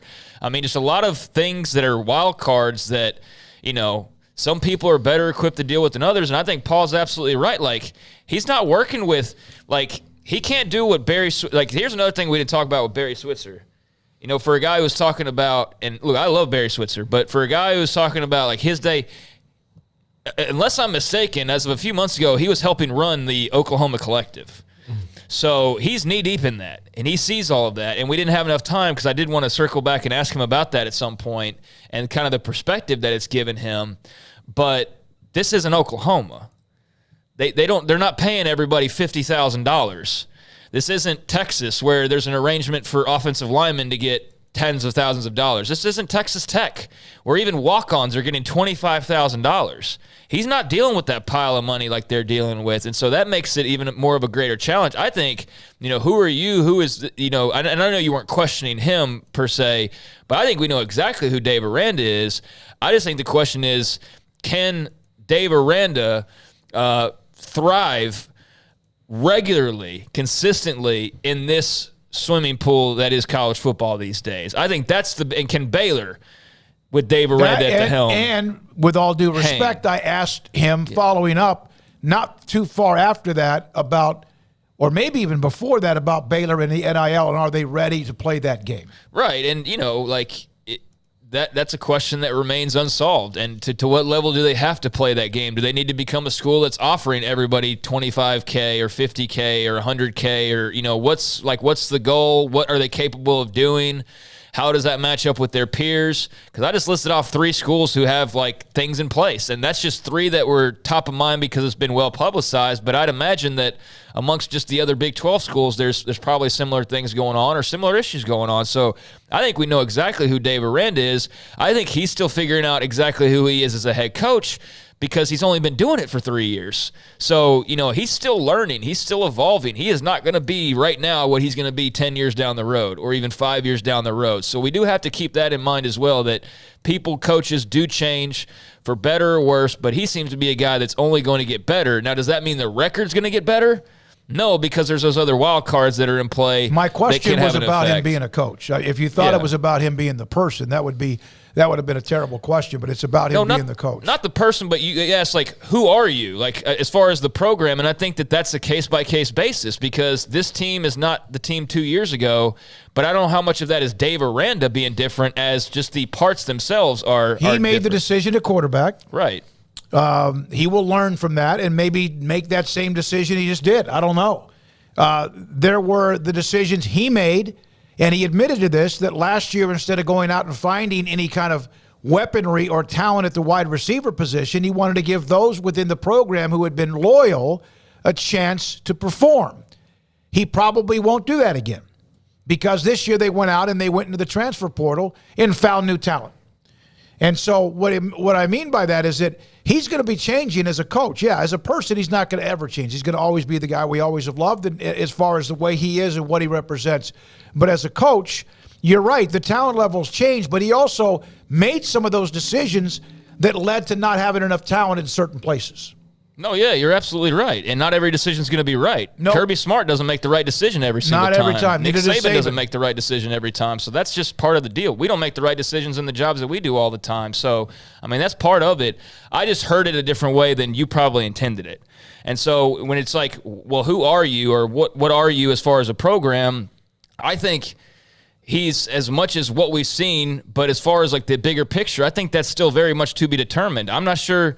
Like, I think they've got the plans in place and they've got the drawing the way that they like it and what they would like to be. But as far as actually executing that, I think that's what they're trying to figure out. Yeah, he's been dealt, like you said, some hurdles. One, COVID. And then NIL popped up. The transfer portal popped up. All of this in his first 3 years as a head football coach in college. It's even affected some that have been around for a long, long time. Remember what Saban went off on Jimbo Fisher, not to go off on Jimbo Fisher. He went off on Jimbo Fisher to send a message loud and clear to his own booster base. He had to kind of learn that, as we saw him do last year. Yeah, but I do think because you've seen 3 different results in 3 years. You've seen, the COVID, which it was, you kind of have to throw it anyway for almost anybody because so many people responded so well after that. But then you had a team now that also had tons of guys with veterans and an extra year of eligibility that really, commanded in the Big 12 for a while. And they won some close games, but they were in control. They had an attitude. They had just a mission. And then you had a team coming off of that I think there were a lot of guys that didn't realize how much they'd earned it the year before. Not on how much they took to get to 12-2. They didn't quite grasp that, and now you're kind of starting anew. Like, this is really outside of the quarterback position, the freshest roster he's really ever had. But this is also his roster basically entirely, where part of 2021 was a roster that was inherited with a lot of players, as you mentioned, that had an extra year, and also it had gone through the welts of 1-11 and also then the changes, and he allowing some players that were good, but then making them even better based on what he allowed them or what he thought they could do. Yeah, I just think it's very clear who he is and what his plans are and the way his program looks, under his guidance. I think we've seen all the signs or heard all the talk about what he would like that to be. Now, as far as all that add up each and every year to having a winning football program, no, because of some of the things that we've mentioned, some in his control. Some decisions like, hey, if you want to say he made the wrong decision last year with Gary Bohannon, hey, sure. Like, you know what? They're not going to get him all right. But I think we know who he is, and I think we know what he's striving for, and I think it's just a matter of can all the pieces come into place at once the way they did magically a couple years ago to make that more of the consistent result as opposed to what we saw last year, which was just disastrous every couple of weeks. So you're right. Like, who are you guys? But I also think that's who you are maybe this year is not who you're going to be in college football 2 years from now, no matter what you have in place. It's just so hard to be consistently sustaining success that's also part of, like, is the expectation, is it fair to expect every year they're going to be winning 8-9 games? Because it is a different world. And you can say, well, they were doing that, 5-6. What's different now? A lot of things are different than what they were doing when they were doing that a few years ago. We could ask Mac Rhodes that question. When we have him up here in about 30 minutes, we'll ask him about the expectations and what we just discussed. When we come back, we'll hear from Sam Bradshaw, S11 on the site, the premium section, SicEm365.com. He came out with one of those analytical, data-driven, like, this is what windows are available. This is how much they're valued at. As, again, there are still some loose ends when it comes to college football and media deals, and part of it is what can the Pac-12 do, but also what everyone can do. He'll join us next on 365 Sports. Waco Custom Marketplace, your hometown grocery store, 425 Lake Erie Drive in Waco. And, in fact, because this is Memorial Day, they have new specials for you. I was there earlier this week to get a couple of big, thick bacon wrap fillets, a couple of big, thick ribeyes, and here's what they have. Tilapia fillets for $6.99 a pound. St. Louis baby back and pork spare ribs, anywhere from $1.75 a pound to $2.75 a pound. Chicken leg quarter, 65 cents a pound. German sausage and hot links at $2.99 a pound, and 3 pounds of frozen hamburger patties for $38.90. That's $38.90, and they have the picture here in the ad that I have in front of me. Big, huge tomahawk steaks. I saw those in the butcher shop, and also where you check out. That would be great to have for Memorial Day weekend. If you want brisket and do that and smoke that all weekend long, you can do that too. Waco Custom Marketplace. Oh, crawfish boil Still in season, 30-pound sacks of crawfish for nearly like $3 a pound, something in that neighborhood, give or take a nickel or two. And they have the red potatoes, they have the corn in the cob, they have the shrimp you want, and yes, as I mentioned, 30-pound sacks of live crawfish. Waco Custom Marketplace, 425 Lake Erie Drive in Waco. Automatic Chef Canteen is a full-service micro-market vending and office coffee provider with state-of-the-art vending equipment, a wide variety of products, and offering custom-fitted micro-market vending office coffee solutions for your employee break room. You want a full break room solution and a workplace oasis? Well, Automatic Chef Canteen, locally owned and operated for over 50 years in Central Texas, also includes in-house mechanics on call 24/7 for fast, reliable service and maintenance. Automatic Chef Canteen, 6900 Imperial Drive in Waco, or online at automaticchefcanteen.com. Don Humidor, your home with a 48-foot walk-in humidor with the elite cigar brands from around the world, including the #1 cigar of the year, Aging Room Cuatro Nicaragua. Plus, they have the great brands like Macanudo and Artur Fuente, Rocky Patel, Aston, and so much more. CBD, great for sore muscles, aches and pains, sleep, Vita Dreams, and anxiety, mild depression, general health and wellness. Their staff very knowledgeable on the subject. If anyone is curious about CBD, ask Carol and Ashley. Don Humidor in the Townwood Shopping Center off Valley Mills in Waco.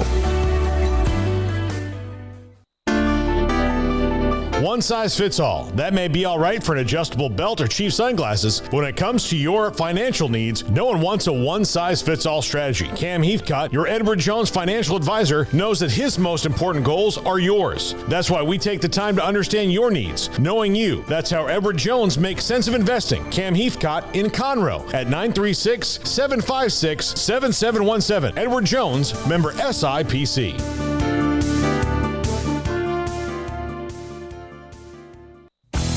Three Nations Brewing Company has 16 different beers on draft with a new beer every Friday. It also offers 2 air-conditioned tap rooms, a large indoor beer hall, a second-floor mezzanine offering a great overview of the brewing company and equipment, and patio where you can relax under the shade. Plus, you can now experience the new Three Nations Beer Garden Grill on our shaded patio. Grab a cold beer and enjoy a bite from our freshly prepared and delicious menu. Street tacos, quesadillas, freshly cooked burgers and dogs, and veggie burgers too. Nachos and so much more, all prepared and cooked on site. So come visit the award-winning Three Nations Brewing Company on East Vandergrift off I-35 in Carrollton.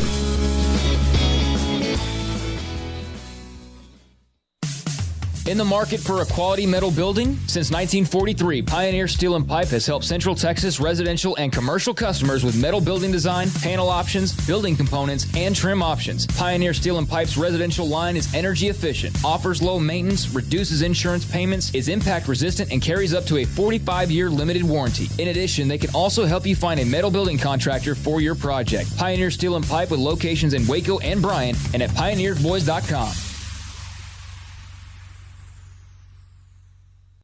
Boozers is the wedding ring store and more. If you're ready to get engaged or already married and want to upgrade your wife's ring for a special anniversary, Boozers is the place to go. With the largest selection of premier quality diamond engagement rings and wedding rings in Central Texas. They have 7 cases with over 300 styles of rings from top designers like Natalie Kay. Choose from yellow, white, or rose gold, plus beautiful top quality loose diamonds. With an in-house jewelry, they can also custom make anything you want. Bring in a picture or drawing and let Boozers create your one-of-a-kind pendant or ring. They can even use some of your old gold and diamond jewelry to create something new. At Boozers, you'll find a great selection of quality timepieces, and Boozers is the place for expert watch maintenance and repairs too. They specialize in expert Rolex watch repair for fine jewelry, watches, custom work, and more. Go to Boozers on Valley Mills and Lake Erie Drive in Waco. Boozers, the wedding ring store and more. This is 365 Sports, powered by Sikkim365.com. Enjoying the show? Hit the like button and subscribe. When Sam Bradshaw hides and starts to crunch numbers, analytics, data, facts, evidence, it's amazing what he does right now on the site in the premium section, realignment and TV data, questions and answers. Sam Bradshaw joins Paul Craig and me, David Smoak, on 365 Sports. Okay, so what was the main theme of this specific article and all of the graphics you did today? Thanks for having me on.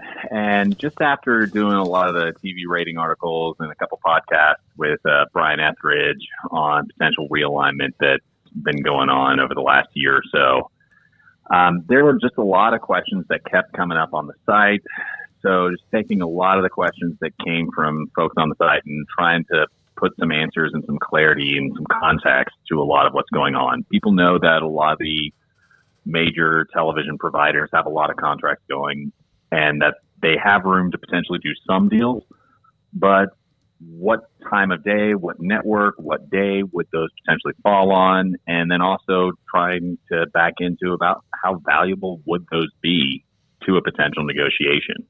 And from there, tried to come up with a price per viewer to kind of estimate what these linear carriers might be able to afford from an advertising perspective to support a contract like that, which is really going to be a big driver. So we know they have the late night window on Saturday nights. Is that on ABC or is that on ESPN? Typically on the late night games, those will be on some form of a cable platform. So you're talking your ESPN, ESPN2, rarely some ESPNU, Fox Sports 1, and CBS Sports Network or CBS College Sports, whichever name they're attaching to it currently. Those are mainly the ones for late night window. However, Fox has done a handful of those games over the last decade, but always involving a USC or UCLA. So whether they'll continue to do that with them out of the Pac-12 remains to be seen. Sam, the options that are there are sparse, and the network options are even thinner for the Pac-12, given what and I think this is kind of the interesting thing to me, that the Big Ten really kind of boxed them out of a lot of the other big network spots that they would have. So what are they really negotiating when it comes to linear? That, like, this is USA and CBS Sports, right? Well, when it comes to linear, the biggest opportunity in terms of inventory loss is potentially Fox, because Fox was putting on, between Fox and FS1, about 22 games from the Pac-12 annually.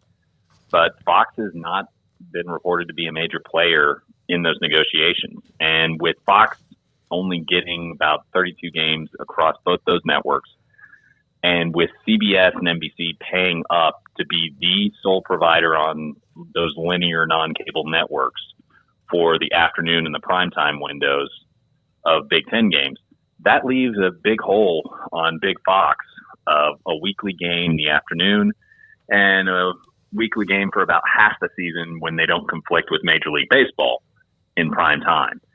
So there's a big hole there. I don't see a whole lot of gaps for ABC and ESPN because so much of what the Pac-12 had was shifted into that after dark slot on the ESPN cable networks. The shortfall that they have on ABC and ESPN during the daytime slots can be made up by either the expanded SEC or elevating some of their other leagues that they have, some of the content out of ESPN Plus or out of something else into ESPNU, kicking the game that was in ESPNU up to ESPN2 and daisy chain it up all the way, which probably wouldn't drive as high a viewership number, but they also incur a lot less cost, which might make for a healthier profit margin than throwing additional money when they're in cost-saving mode. So the Fox, okay, go ahead. I'll keep on going. I'm sorry. Oh, no.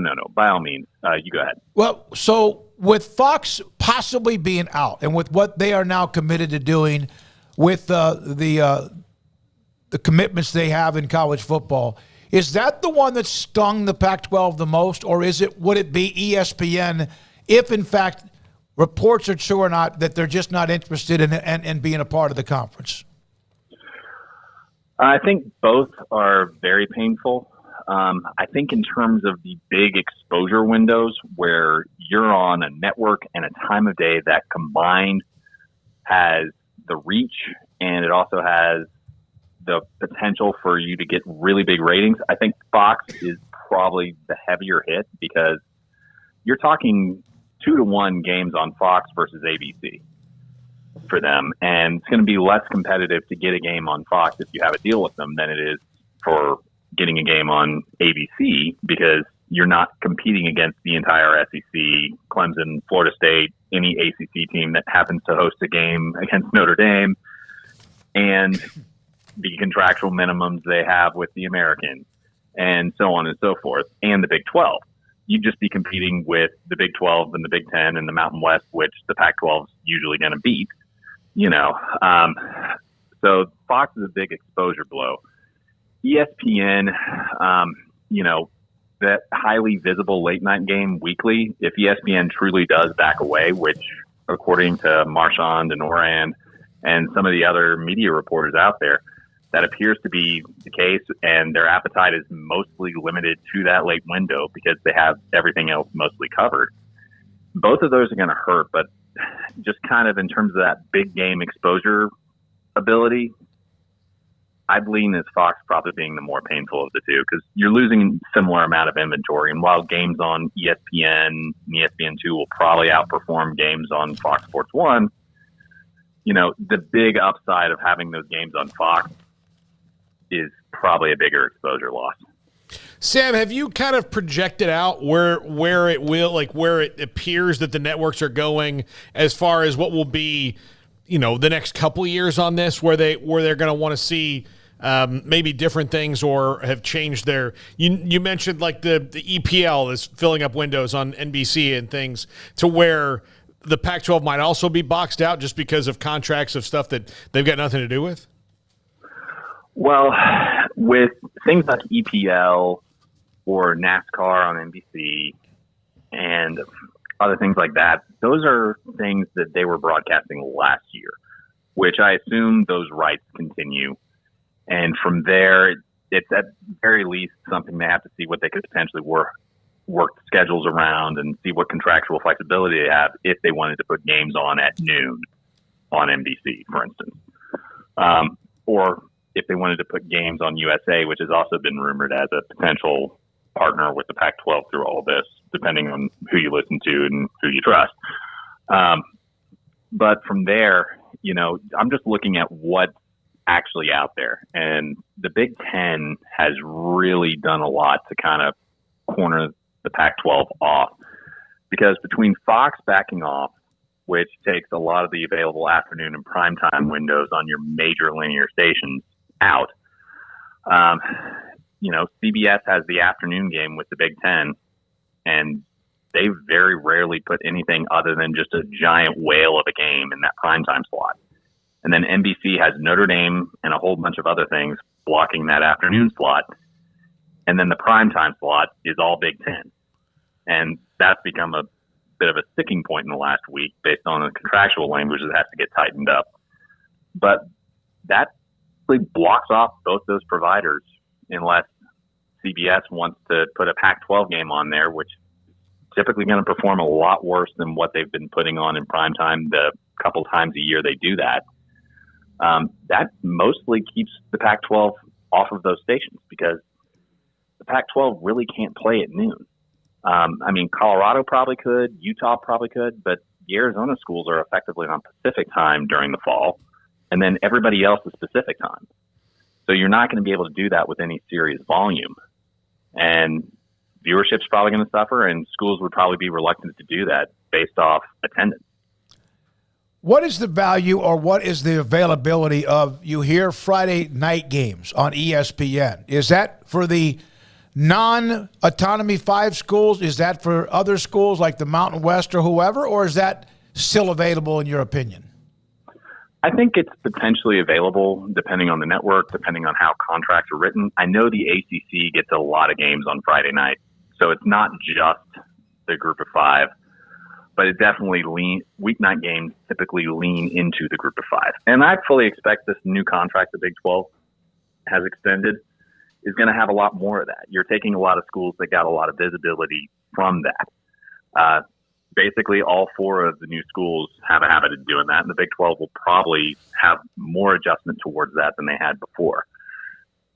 But with that said, it comes down to broadcaster need. If they're already able to fill everything out, it really puts it on what price are we going to have to pay to get something that might draw a little better in this slot, and is that return worth the additional cost? And depending on how deep those pockets or shallow those pockets are with their cost-cutting mode, it could go either way, and it might be something where hypothetically they might be able to put a couple games more on, but is it going to really drive significant revenue? That's something that they're having to work with, and it's a tough market out there right now. So with ESPN and Fox still, we're not sure whether or not they'll get involved. Maybe today not, but who knows? A phone call like Bob Thompson told us earlier this week, all it takes is a phone call either way.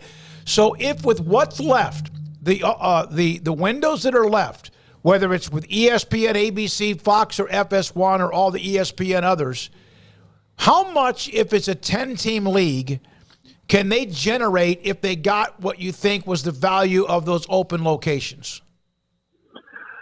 Well, it depends on what locations and where, and how many games. Because the Pac-12 is a 10-team league, assuming 2 non-conference home games and 4.5 conference home games per team, because you have a 9-game conference schedule. That comes out to about 65 games that they have to do something with to monetize. To keep a similar proportion on the Pac-12 network, that would be about 30 games. So that's about 35 games they've got to monetize, and they've got to find a way to get a lot of these network windows that are open. They've got to get a television partner that says, I can put this game on, and I can price these games at a rate that I can generate enough ad buys to pay this rate, which is why in the article I went back and I looked at, all right, you've got 15 SEC games that are paying $300 million a year.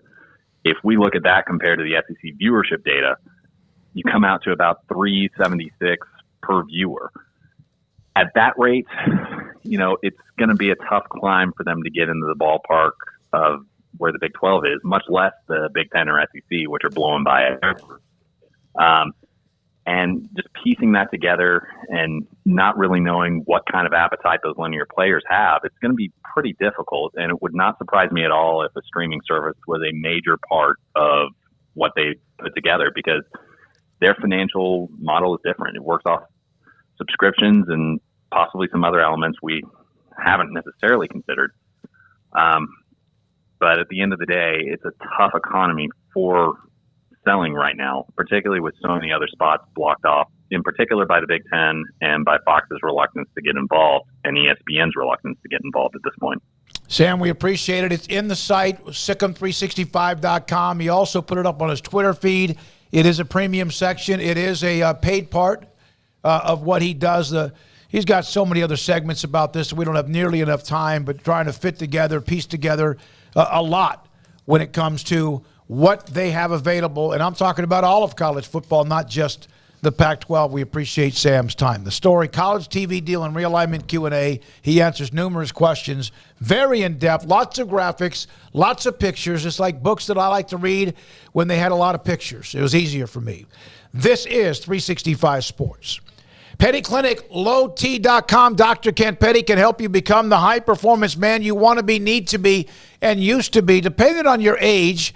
And it all depends on who you are, that sometimes when you get even to your mid-30s or late 30s or in the 40s, you start to have testosterone level in your body drop. It's part of father time. There's nothing you can do about it. You're born with it, and that's it. No matter your exercise, no matter your diet, no matter your health, of all of that, your testosterone level can drop. And there's ways to kind of curtail it or help improve it, and Dr. Petty has one of those ways. Well, go to pettycliniclowt.com. Email, phone number on the site, top left-hand corner. Tell them I sent you. You tell them a story. They will set you up to get your blood work. They will take care of that for you. They then, Dr. Petty and the staff, will get your blood results from your testosterone level. And if it's too low, can put you in a program to increase your testosterone level so you can become the high-performance man you want to be, need to be, and used to be at pettycliniclowt.com. In our logo and advertising, we say we are people that you can count on. What does that mean? It starts with providing a quality vehicle and quality service at a fair price. But it also means we do what we say we will do, and we treat people fairly with respect. It starts by hiring great people, good local folks who work hard with a caring attitude. Our employees are the real reason we are people that you can count on. Put us to the test and see for yourself that at Richard Carr Motors, we are people you can count on. Waco Regional Tennis and Fitness on Lakeshore Drive is premier, elite, life-changing experience where you can change your mind, body, and soul. Waco Regional Tennis and Fitness offers over 40 group exercise classes each week, including boot camp, indoor cycling, and more. If you haven't been there in quite some time, you're missing out on the improvements for our members. New flooring in the weight room and locker rooms, new paint and mirrors added in the weight room and group exercise room, with more new machines arriving over the next few months. New free weights, weight machines, TRX, rowing machines, stationary bikes, new treadmills, new elliptical machines on spacious weight room floor. Personal training with Christy London, Randall Corley, and Alex Bach, where you will be encouraged and motivated to grow. There's sauna, whirlpool, tanning bed, and kids club. The amenities are great. 16 tennis courts plus an 1,100-seat stadium court, 8 pickleball courts, youth and adult tennis and pickleball lessons. Visit our website, wacotennis.com, or visit Waco Regional Tennis and Fitness on Lakeshore Drive in Waco. TFNB Your Bank for Life is the official local bank of Baylor Athletics. Find out why more Central Texas are making TFNB their bank for life. Sign up for our Edge checking and savings accounts to earn interest or cash back. With 5 convenient locations and an award-winning mobile app, banking has never been easier. TFNB, your bank for life. Member FDIC. Do you or your kids get nervous about going to the dentist? Stonewood Dental, Dr. Steve Childress, he can help. I've spent a career taking care of patients who as children had bad experiences, and now they're adults that hate going to the dentist. If I get a kid at 3 years old and they come every 6 months and it's a happy experience, it's normal for them. Now they have an accident at 6 or 7 or 8 at school. Now they have a broken tooth or a trauma, and they have to come here. They're used to lights, they're used to water in their mouth, they're used to experience, they already trust us. It's amazing what we can do with that kid without it being a negative thing. But if I see a 6 or 7 or 8 year old that's never been to the dentist, and now they have a trauma or an unfortunate unexpected toothache, it's harder to do that for that kid and it not be somewhat of a negative experience. So bottom line is I try to teach kids and adults and teenagers and everybody the way I'd want my family treated, which is where it's a necessary part of life. You just take care of it. It doesn't have to be that big a deal. Learn more, stonewood-dental.com. Parenting is full of surprises. You never know what to expect. So after our son was born, I called my Texas Farm Bureau insurance agent to set up a life insurance policy in case something happened to me. Sawyer is now 2. And we'll soon have a sister. There's no one else I would trust with protecting my family. Stop by and see our agents at one of our 3 McLennan County locations. Coverage and discounts are subject to qualifications and policy terms and may vary by situation. Welcome back to 365 Sports, powered by Sikkim365.com. Our weekly segment with Baylor Director of Athletics, Mac Rhodes, is brought to you by Edward Jones Investment Brokers, Ben Erlinson, Brad Wilson, Cam Heathcott, and Chuck Verno. Edward Jones, making sense of investing. Craig Smoak, Paul Catalina. I'm David Smoak, 365 Sports. We appreciate your time, and we appreciate the time Mac Rhodes, Baylor Director of Athletics, joins us now on the show. With the story earlier this week, and Mac, thank you for your time, the loose ends that had not been T's that were crossed or I's that were dotted on a Big Ten massive contract. The Big 12 had the extension that Brett Yormark and company pulled off. I just want to add, that was signed, right? That there's no T's and I's that have not been crossed or dotted. You know, they're still like the Big Ten, still working through some of the long form stuff, but it's extremely close, and we've been tracking really well. I think the communication with the athletic directors.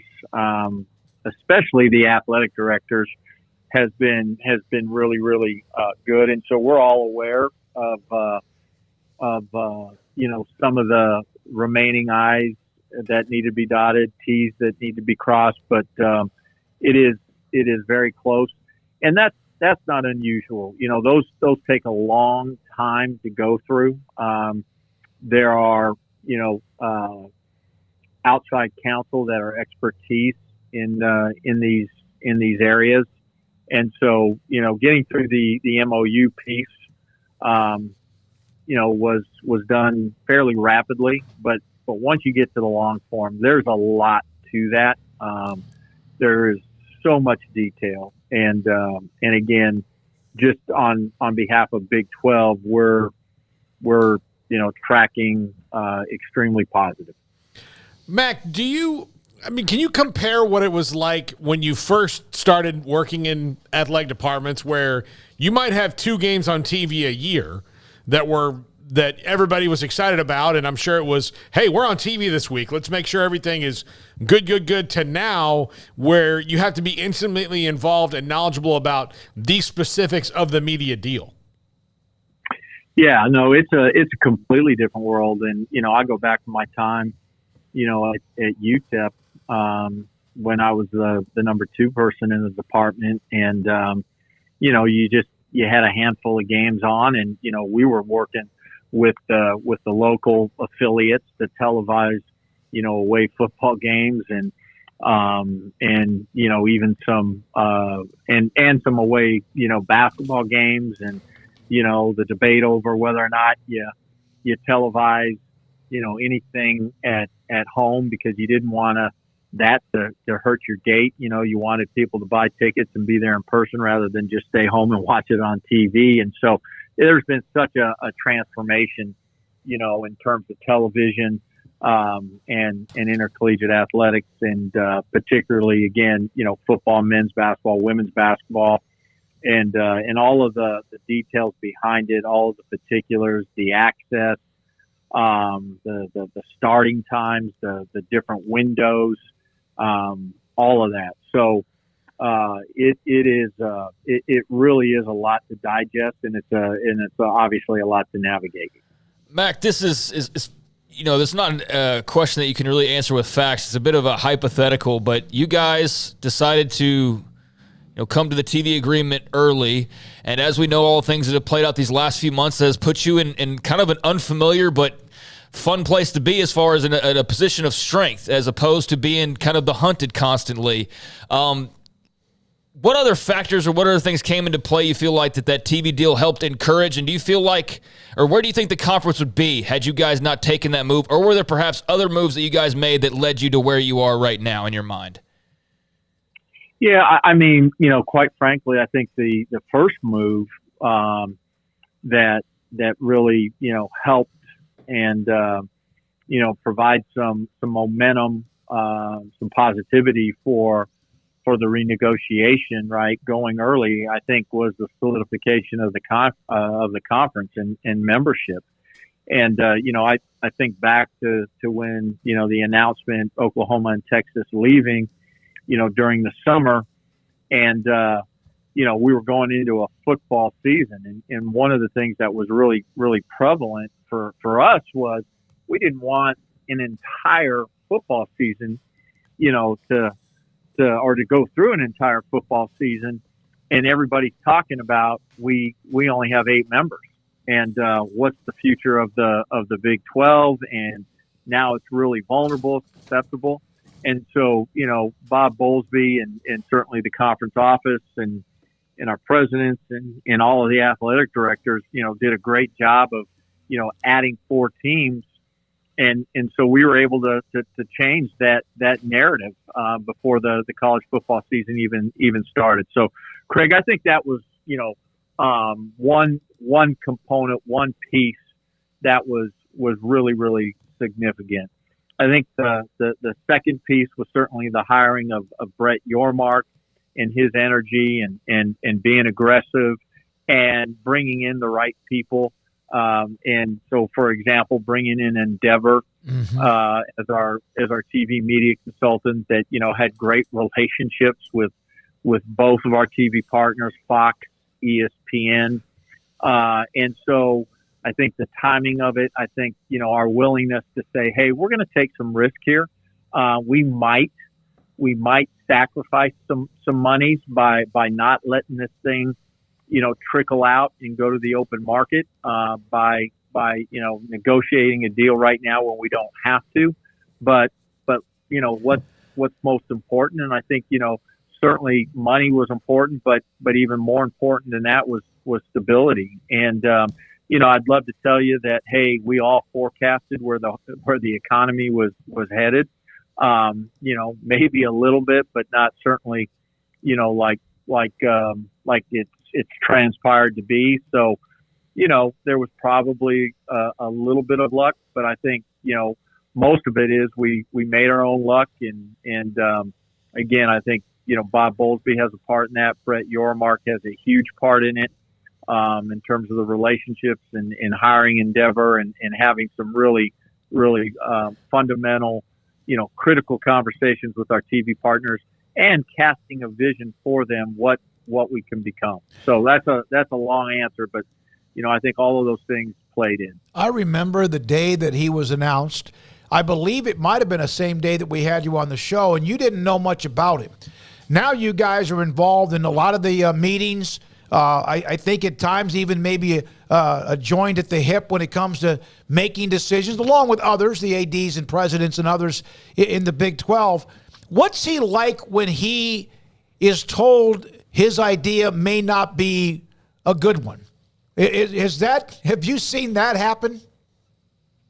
Yeah, I have, and myself, and I'm certainly not the only person, but I've certainly have, I don't know, maybe challenge is too strong of a word, but certainly, I've been direct and candid when I've disagreed, and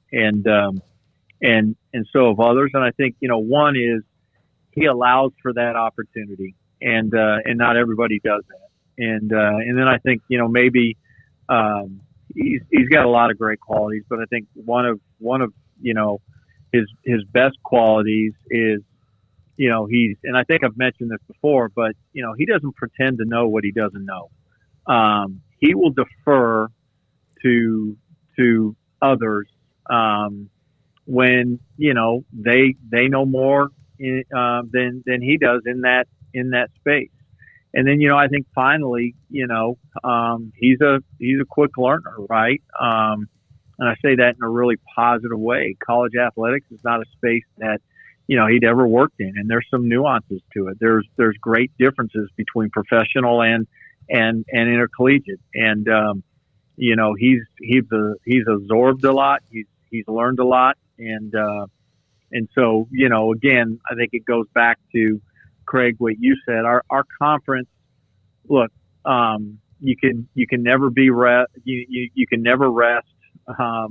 You can never be 100% assured. But our conference is in a much different place, and you even hear the national media talk about it now. That we were once the vulnerable, and right now we're in a pretty good place, and we just need to make sure that we protect that place. We even strengthen it in the future, and I think we're moving in that direction to do so. There is no question that there have been schools that the Big 12 has at least had some discussion with about the possibility of joining the conference. It just all depends on what story is actually the true details. We've spoken with you about it. What's the difference in talking with somebody, whoever it might be, about, hey, this is who we are, this is why we are a great place to be, and yet not making it sound like you need them, that they are the ones who would win if they joined the Big 12? Yeah, that's an interesting question, and I think first and foremost, if we're ever having any of those types of conversations, we're certainly talking about the strengths of the Big 12 and casting vision. Where we are today, where we think we're going to be tomorrow. Here's why. All of those things. Never do we speak to the place that they're in, at the moment. It's all about, Big 12 and where we're headed. And, I think, the conversations, quite frankly, need to be genuine. And hey, I think in all of these situations, I would probably maybe describe, hey, it's a win-win for both. If we're talking and having those types of conversations, hey, it's not just that you need the Big 12. We think the Big 12 could be a really good place for you if it turns out that the place that you're in doesn't work out, and we think we would benefit by you, particular institution, by joining the conference. And so I think that's the way those conversations go, that it's genuine and it's a win-win for both sides. Mac, part of your job is always to project out what 3 years from now, a couple years from now, you're going to have to be budget-wise and all that. How is there a new layer to that in knowing that you have to push some donations towards NIL and find new money that way, as opposed to it's probably easier to walk in front of somebody and say, this is a building we're going to build, as opposed to this is how much money we need to stay competitive with the people in the conference who are also doing this thing, because that seems a lot more in the abstract. Yeah, Paul, again, great question. And there's certainly more pieces to the puzzle than there ever have been before when you're trying to navigate, all of this and think about, future and, what do we need for capital? How important is capital, meaning new facilities or renovation of facilities? Just our operating budget and some of the deregulation that's going on, and you think about travel's not getting any less expensive, and particularly now with 4 new members. And then, you talked about the name, image, and likeness space. And so, there's some science to it, but it's probably a little bit more art than science when you think about all of it. And you think about, name, image, and likeness. It is necessary. We have to be in the game. You've heard me talk about that. You've heard me talk about that. We're not trying to match dollar for dollar with some of the other institutions within the state of Texas. I don't know that we can, and that's not a defeatist attitude. That's just who we are as an institution and the number of alums that we have in our donor base, and some of the other things that we have going on. And so how do we be in the game? How do we stay in the game? How much of that, Paul, and this is really the art, how much of it can really truly be new money versus how much of it is money that's redirected from one bucket into, like, for example, the name, image, and likeness bucket. So when we talk about cannibalization, is that 50%? Is it, that we're going to, have to cut into, this total amount of dollars that we need annually for name, image, and likeness. And I think the other piece of it is, how long are we operating in this current environment? Does federal legislation change it? Does the NCAA do something different in the future to help change it? I think we would all agree, if you were talking to everybody, throughout the country, I would guess that 9 out of 10 of us would say this isn't sustainable. So, how long does this, again, current state last? I know right now, that Baylor Athletics, we believe, when we think about, just football, women's basketball, men's basketball, we probably have to have, name, image, and likeness opportunity dollars in the range of $5 million annually. And again, I think that's where we're at for the next 2 years. But what does that look like years 3, 4, 5, 6? Name, image, and likeness is not going away, nor should it. I think the way we do it needs to change change holistically, and I do think it will here in a couple of years. Mac, last question I have, and we appreciate it. Does the NIL and all of that comes with it, and like you said, you're trying to figure out what you need to sustain what, Dave Aranda approached this yesterday during his presser, but does NIL change your expectations of what anything Baylor Athletics should be able to accomplish on a national level? Yeah, right. I really do appreciate that question. Fair or unfair, right, wrong, or indifferent? No. I just think it can't be an excuse for us. We've got to fight, scratch, claw, overcome, be strategic. Again, we have a budget half the size of some others, and we've held our own, if not more. Name, image, or likeness, right? Again, compared to some other institutions, specifically within the state of Texas, we're at a disadvantage because of our size, etc. But it can't be an excuse. We've got to fight and overcome. And so my expectations are that from an athletic success standpoint, that we not drop. And our coaches, I think, would tell you the same thing. They feel the same way. Now, what I truly and really believe when we talk about dollar to dollar, I don't think we need to be there. There is a value to Baylor that you cannot put a dollar on. Our Christian mission, our values, our culture, the way our coaches run and operate their programs. Again, we're not for everybody, but there is a true value there, and we can never ever lose sight of that. And that's why we're going to be really careful about who comes into our program, who becomes part of our family. But there is a value there that a value there that I think our coaches absolutely believe in. Thank you, Mac. Appreciate your access as always. Appreciate your time. Have a great holiday weekend.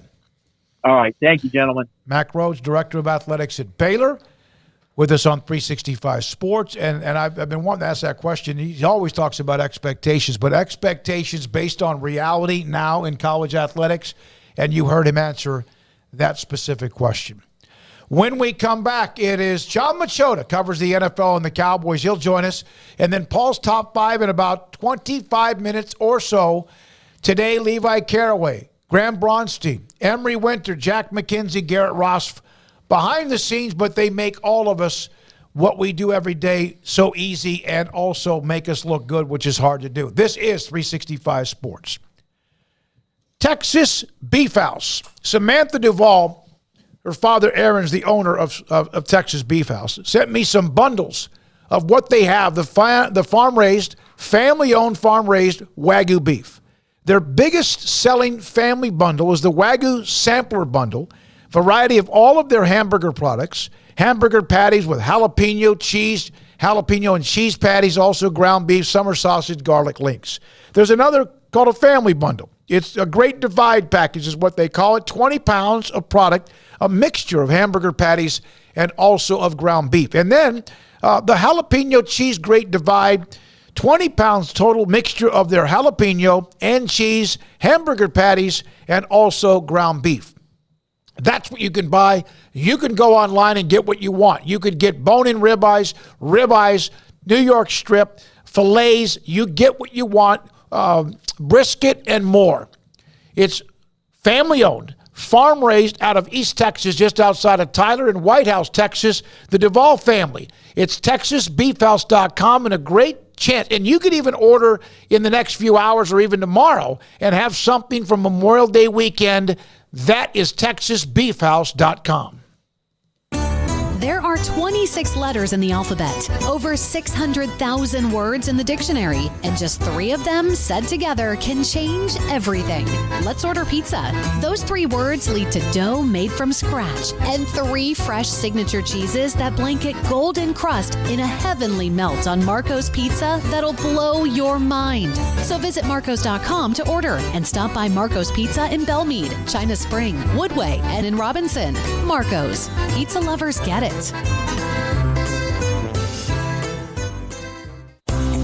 At Ideal MRI, we feel blessed to be a part of the Waco community. We're a small family business right here in Central Texas, and our goal is to bring down the cost of healthcare while maintaining high quality. At times like this, the cost of healthcare has never been more important, and unfortunately, significant illnesses and injuries still occur. That's why Ideal MRI is open and here to serve you through the difficult time.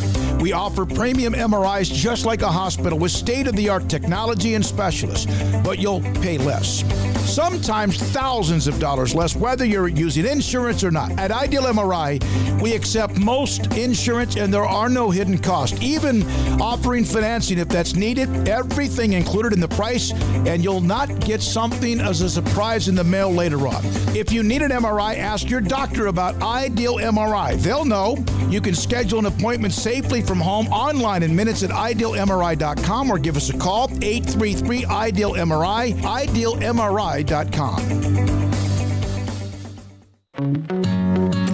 Established in 2007 and independently owned, Alliance Bank Central Texas is committed to helping families and businesses meet their financial goals. From their tellers to their board of directors, they know the importance of superior service and competitive products. Customers have confidence knowing that their financial needs are in good hands. It's your bank, Alliance Bank Central Texas, with 2 Waco locations, 4721 Bosque Boulevard and 191 Archway Drive on Highway 84, and at alliancebanktexas.com. Member FDIC and equal housing lender.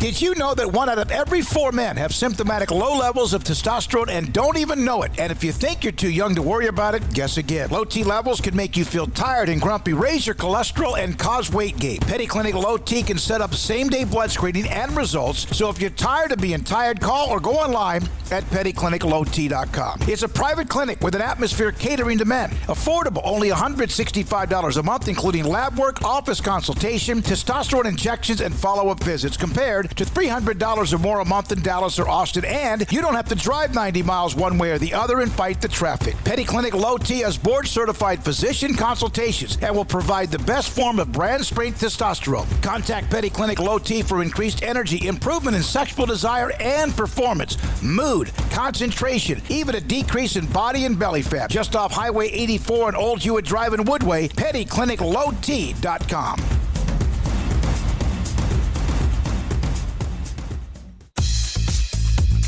Baylor Scott & White Southwest Sports Medicine and Orthopedics, the team physicians for Baylor Athletics, diagnosing and treating all sports-related injuries, including concussions. These specialists also provide orthopedic services for athletes and non-athletes alike, whether it's knee or shoulder pain, a wrist injury, orthopedic spine care, and even an arthritis and total joint clinic. Trust the doctors Baylor Athletics trust. Baylor Scott & White Southwest Sports Medicine and Orthopedics wants to get you back in the game.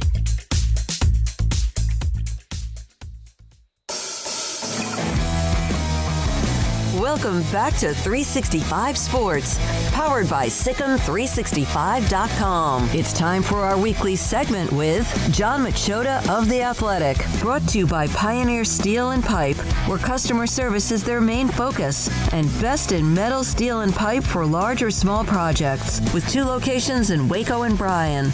Family owned and operated since 1943.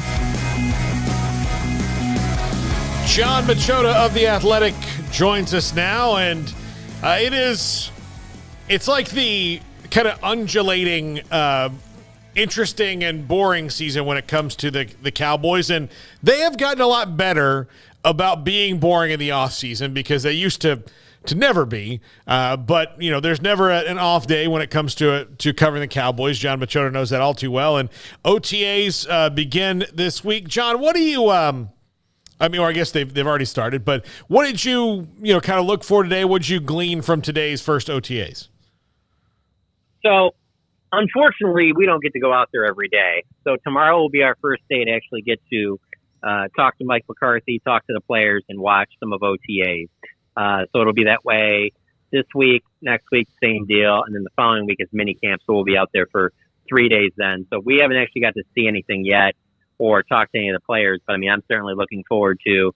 I'm trying to see as much as I can possibly glean about what this offense is going to look like with Mike McCarthy calling plays. I just think that that's, outside of contracts, getting a new contract for Dak or, Trayvon Diggs or CeeDee Lamb, I think where this offense is headed and kind of the makeup of this offensive line, that's pretty much on the top of the list of things I'm looking for.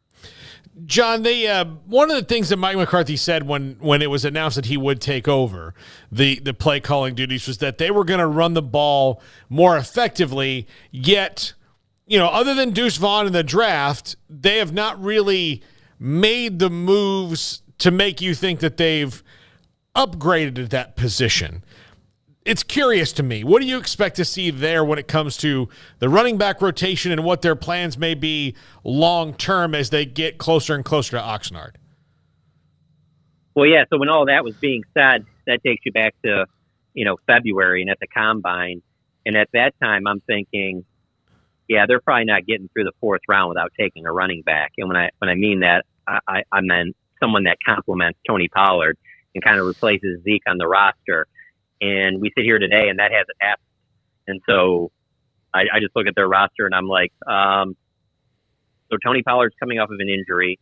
He has had an increase in carries each of his 4 seasons in the NFL, but do you really want him having more wear and tear and getting more touches during the regular season when, let's be honest, this team should make the playoffs? It should be about him being as healthy as possible in the postseason, because we don't have to guess what it looks like without him. We saw what it looks like without him, and that obviously was a big issue against San Francisco. And so because of that, I just look at this team and I'm just kind of like, all right, so where is this other running back going to come from? Who is going to, is this Ronald Jones? I wonder if they feel that way. I'm kind of sitting here still thinking that they're still going to make another move at running back, because if they just run with what they have right now, I think that they can still be effective running the ball. I don't know how it gets much better than it was last year.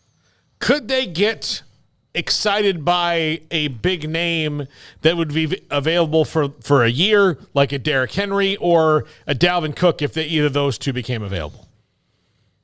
Yeah, I mean, I think they would be interested, but it would have to be pretty, reasonable financially. I don't think that they're going to spend very much on running back, and that's the big reason they got rid of Zeke. If Zeke was only making a few $million, he'd still be on the roster, but it was, hey, we can't be paying all this money to the running back position, and now you're giving Tony Pollard $10 million on the franchise tag. So I just don't see them spending very much at that position. So if one of those guys wants to come over in a bargain deal and think that they're, possibly the missing piece to a Super Bowl run, by all means, I don't see how they would turn that down. They would love that. But I just look at what I've seen so far, and I'm kind of seeing a team that might try and see what they have with some of their younger guys and try and get the running game going that way. I just have my doubts about that. You can knock Zeke all you want. Yeah, his contract got out of hand, but he still delivered in short yardage situations. He still had double-digit touchdowns, and I'm sure there's a lot of people out there listening that think, oh, well, just the next guy up can do that. All right, we'll see. How do you think they feel they are positioned to really make a move and get over the hump? Well, I would say the biggest thing, especially when you just go back to the way they lost in the playoffs, obviously Dak played very poorly. So making sure that there's plenty of answers to all the test questions that a team like San Francisco or the Eagles, one of those defenses, might throw at you, because frankly, winning enough games in the postseason to make the playoffs, we got to be way beyond that. If they're worried about, we don't know if we're going to make the playoffs, well, there's way bigger problems, and there's going to be a lot more changes next year at this time. So I don't see it being that. It's how do you close that gap to when you face the 49ers in the postseason, that you have answers to the test, and they haven't these last 2 years when they faced the 49ers in that 49ers defense. And so there's got to be a way that Mike McCarthy just makes this offense better fit with Dak. And when I say that, I don't necessarily mean he puts up the best numbers he ever has, but just where he's more efficient. The thing I keep thinking about with this whole deal is 2014 Tony Romo. You can argue that's that was one of Tony Romo's, if not his best seasons. And going into that season, it was, hey, we're going to run the ball more, take a little bit more off Tony's plate. So and it's not like they weren't comfortable with Tony throwing the ball a lot. It's, we want to be able to win in multiple ways. And when it gets to, January, we want to be able to run the football and not have everything to depend on Tony throwing the ball for 350, 400 yards and 3 or 4 touchdowns, which opens the door to a game with 2 or 3 interceptions. And so that ended up being a big year for DeMarco Murray, the biggest rushing year in franchise history. And that makes sense to be where Mike McCarthy would want to implement some of that with this team. That obviously 2014, that was a great year for the Cowboys. The problem is that I don't know that they have the backs right now to have that rushing success that they had in 2014. Okay, John, new rules in the NFL, the kickoff rule, the Thursday flex, probably leaving something out. What do you think about those things, especially as they relate to the Cowboys? Because a Thursday flex might happen to them. Yeah, for sure. I understand that the almighty TV dollar and making money is what the NFL cares about the most. And so they want to have games on. I'm sure they would like to have a game on every single night. But I just know that the players and, coaches, they don't love that idea at all, especially the idea of playing on Sunday and then playing again the following Thursday. That's just not something that these guys want to do, and that's not something that they really should be asked to do because of the fact of just the wear and tear that you're taking during a game. And the fact that now all of a sudden you got to turn around on just a few days rest and then playing another one. And then let's just be honest, when you saw a lot of those Thursday night games the previous year, it's not like they were great games either. It obviously had an impact on the product on the field. And so I know that asking for them to get rid of Thursday night games is not going to happen. But if you're, a team in the NFL, I'm sure that you want to have as few as absolutely possible. But when you're the Cowboys, you just know there's going to be some on there. John, what do you think about that the kickoff rule, especially like with Devontae Turpin? That kind of stings for the Cowboys a little bit.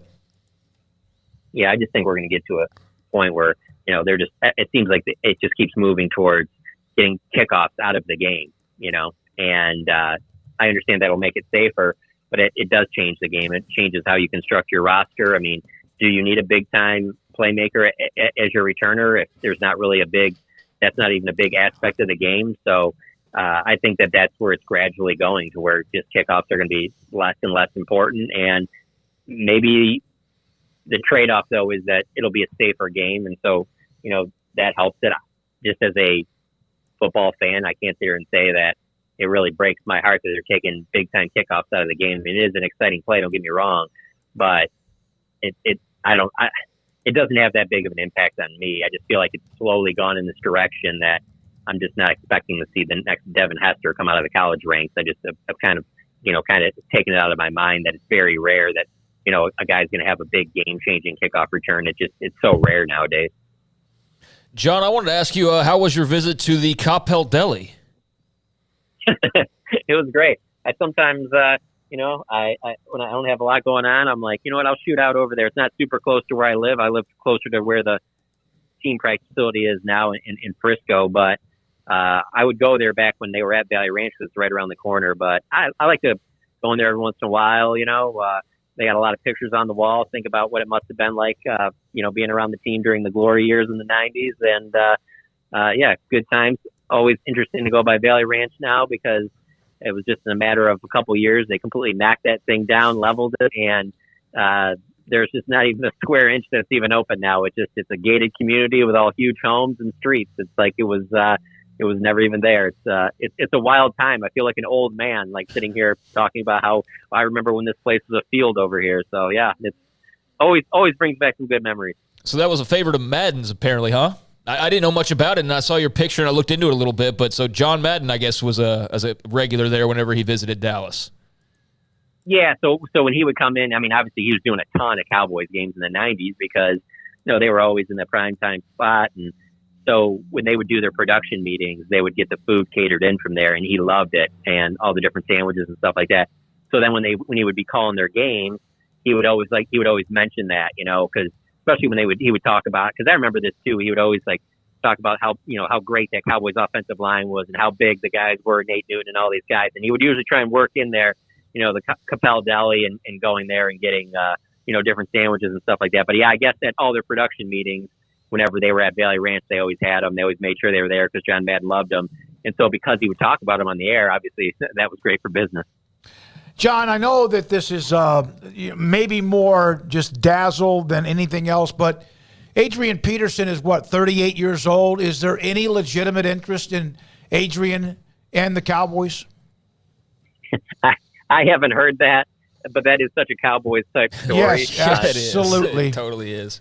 To throw that out there, I mean, let's be honest. If you're going to kick the tires on that, just do whatever you can to try and bring Zeke back. I mean, what are we doing here? That's I don't know. I just that whole deal. Like, I understand it's the Cowboys, so none of that stuff surprises me. I just think that would be so unlikely. I just see the running back position becoming one of those where you're if anything trying to go younger. You're trying to, if anything, have an extra guy that can help out on special teams. You're not going to want Tony Pollard to be doing that. So I don't know where, and Adrian Peterson would really help out in that area either. So I think that would be very, very unlikely. I would put that at less than a 1% chance. I feel like I should shower from asking that question, but just wanted to get your response. It's pretty much what I expected it would be. John, thank you very much. Have a great holiday weekend. We appreciate your time. Thanks for having me on, guys. John Machota, theathletic.com, with us on 365 Sports. When we come back, Paul Catalina's top 10. This is 365. Is he doubling it up now? He's doing top 10? What did I say? He said top 10. Well, you were going to Letterman. Well, it should be top 20 because we're out Thursday, we're out Friday, and out Monday. From the home office in Sioux City, Iowa. Yeah. I just thought you got any gum? No, I'm ready. All right, when we come back, Paul Catalina's top 5, and this is 365 Sports. Alan Samuels, Dodge, Chrysler, Jeep, Ram, Fiat. I just received this while on the air today from general manager and owner of Alan Samuels, Ted T. The Memorial Day sales event has kicked off at the dealership, Loop 340 east of 84 in Waco. Just announced 10%. That's 10% off MSRP on the 2023 Ram 1500 Crew Cab, the Lone Stars, as well as the 2023 Ram 1500 Crew Cab Laramie for 2.9% for 72 months. So here's the deal. Memorial Day sales event going on right now at Alan Samuels. 10% off MSRP on the 2023 Ram 1500 Crew Cab Lone Stars and on the 2023 Ram 1500 Crew Cab Laramies. That is 2.9% for 72 months. Hurry, the end of the deal is on May 31st, of course, when the month ends, and that's next Wednesday. But get what you can right now on the dealership lot at Loop 340 east of 84 in Waco. Pizza, burgers, and Bears football. There's no place around Waco that serves them all other than Bubba's 33. Come show your green and gold and enjoy some of Waco's best food and beverages while watching your favorite team, the Bears. When real Bears fans get hungry, Bubba's 33 is the #1 spot for ice-cold drinks, hand-stretched, stone-baked pizzas, and bacon-infused burgers. Join us for indoor or patio dining. Bubba's 33, Waco's restaurant and proud supporter of Baylor Bears football. Sick 'em, Bears. Boozers is the wedding ring store and more. If you're ready to get engaged or already married and want to upgrade your wife's ring for a special anniversary, Boozers is the place to go. With the largest selection of premier quality diamond engagement rings and wedding rings in Central Texas. They have 7 cases with over 300 styles of rings from top designers like Natalie Kay. Choose from yellow, white, or rose gold, plus beautiful top quality loose diamonds. With an in-house jewelry, they can also custom make anything you want. Bring in a picture or drawing and let Boozers create your one-of-a-kind pendant or ring. They can even use some of your old gold and diamond jewelry to create something new. At Boozers, you'll find a great selection of quality timepieces, and Boozers is the place for expert watch maintenance and repairs too. They specialize in expert Rolex watch repair for fine jewelry, watches, custom work, and more. Go to Boozers on Valley Mills and Lake Air Drive in Waco. Boozers, the wedding ring store and more. How did Edward Jones become one of the biggest financial service companies in the world? By not acting that way. Financial strategies, one-on-one advice, it's a big difference. And that's why Brad Wilson, your Edward Jones financial advisor, makes sense of investing. Experience the difference for yourself. Brad Wilson, 250 Sharon Drive in Woodway, 254-776-4337. Edward Jones, member SIPC. With so many companies and policies out there, it gets so confusing shopping for insurance, and I never know if I'm getting the policy that's right for me. Luckily, I met the team at the Niche Group Insurance Agency. With the Niche Group, you can go to one company and get access to coverage options from many insurance carriers, and you get to speak to a real person about your specific coverage needs. With the Niche Group, I know I'm getting the right coverage at the right price. If you need insurance, talk to the experts at the Niche Group at 1-800-258-8302. Aaron Duvall, owner, Texas Beef House. Why did you get into this business? We kind of were born into it, and it's been for several generations. Our family's been in the beef business, the ranching business, and we've specifically got into the beef business back in about 2015 when me and my son decided to form Texas Beef House and sell directly to the public. Aaron, everyone knows about Wagyu and how elite that is when it comes to beef. What separates you from anyone else that may do this in this type profession? We selected out Wagyu mainly because it's such a quality beef, and it's consistent. Some beef, some breeds, you may have, a good animal every now and then, but Wagyu produces really consistently good beef every time. Where is the best beef in Texas? Your house. When you order from Texas Beef House, unleash the flavor of Texas raised Wagyu. From our pasture to your plate, TexasBeefHouse.com. It's time for Paul Catalina's Top 5, brought to you by Texas Beef House. Where's the best beef in Texas? Your house when you order from Texas Beef House. Unleash the flavor of Texas raised Wagyu. From our pasture to your plate, TexasBeefHouse.com. Continuing our player rankings of the lethal players coming back. Really enjoying this series. But now we're going on the defensive side of the ball and defensive backs that are returning in 2023. Number 5, Cooper DeJean, Iowa. He, according to Pro Football Focus, 85-plus grades in both coverage and as a run defender, which makes him one of the most Iowa cornerbacks ever in that he's really good in coverage, really good at stopping the run, which you're going to have to do a lot in the Big Ten. One of the, of course, Iowa's defense is not an issue at all, but I was surprised at how many of these dudes that are the better DBs coming back are in the Big Ten, given that, I thought maybe it was going to be skewed more to the SEC, but Cooper DeJean, the first one on this list, really, really excellent tackler and a Kirk Ferentz player if there ever was one. Yeah, I mean, shows you that they're well-rounded, I suppose, and can come up and hit guys the line of scrimmage and, play a different style, but can be adaptable. He's certainly a guy that can do a little bit of everything. That's why he's a projected first-round pick next year. And, yeah, terrific player on a defense that probably doesn't get the credit that it deserves just simply because we're too busy making fun of the offense and how putrid it's been. But that defense is what keeps him in every game. That defense is what keeps Kirk Ferentz his job, quite frankly, along with just longevity. But, yeah, he's a fun player and should have a big year. Yeah. Number 4, Benjamin Morrison from Notre Dame. This was a true freshman last year. 6 interceptions, tied for the most among Power 5 corners. 29.2 passer rating allowed when they threw over to a true freshman in Benjamin Morrison. The defense will be built mostly around guys like this from Marcus Freeman in year 2. And when you think about this, he's probably going to be on this list again next year because a true freshman, a sophomore, Notre Dame's got 2 more years of this guy before he's NFL draft eligible. 6 INTs as a true freshman. That's Jalen Ramsey. Who was the guy at LSU, Garrett? Honey Badger? Honey Badger stuff that you sit there and wait just 3 years, now that you've got this guy. Benjamin Morrison, certainly cut from that same cloth. He is so good around the ball.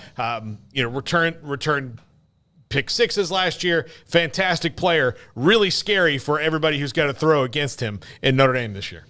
Yeah, he adapted to making impactful plays in his college career pretty quickly. And, he's on all the various listings that you'd want. Top defensive players heading into next year, top players heading into next year, top secondary players heading into next year. I mean, he's a part of all of that. And, Notre Dame, it's a curious group, with Freeman entering year 2 now.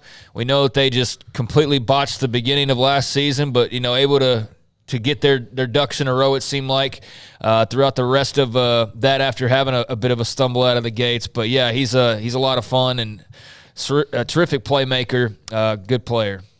Number 3, Kalen King from Penn State. Overshadowed a little bit by his teammate Joey Porter Jr. last year, but this was one of the best position groups in the country. Was just a sophomore, heads into his junior year, draft eligible, 18.3 passer rating allowed last year, 15 forced incompletions in single coverage. I watched Penn State a little bit more last year than I did probably in a long, long time. What were they, 11-2? And they have like an 11-2 record. I liked him. I like his length. I just, over the year, I was like, there's kind of sometimes, and I'm not an X's and O guy. I'm not a film guy, but sometimes players just stand out to you, whoever you are, whatever you look for, and he was absolutely one of them a year ago. Yeah, I don't know how people completed passes against Penn State last year. I think part of their Penn State's problem was their offense last year. It wasn't really so much their defense most of the time, and we'll see if that changes this year with Drew Aller and the running back now blanks me. Is it Noah Robinson? Is that him? Whatever. Yeah, I'm blanking on it. But they have a good running back who's a true freshman last year as well that they're really excited about. And here, Kalen King entering into his junior year. Number 2, 5-star prospect, true freshman last year at Michigan, Will Johnson, 91.1 grade according to PFF.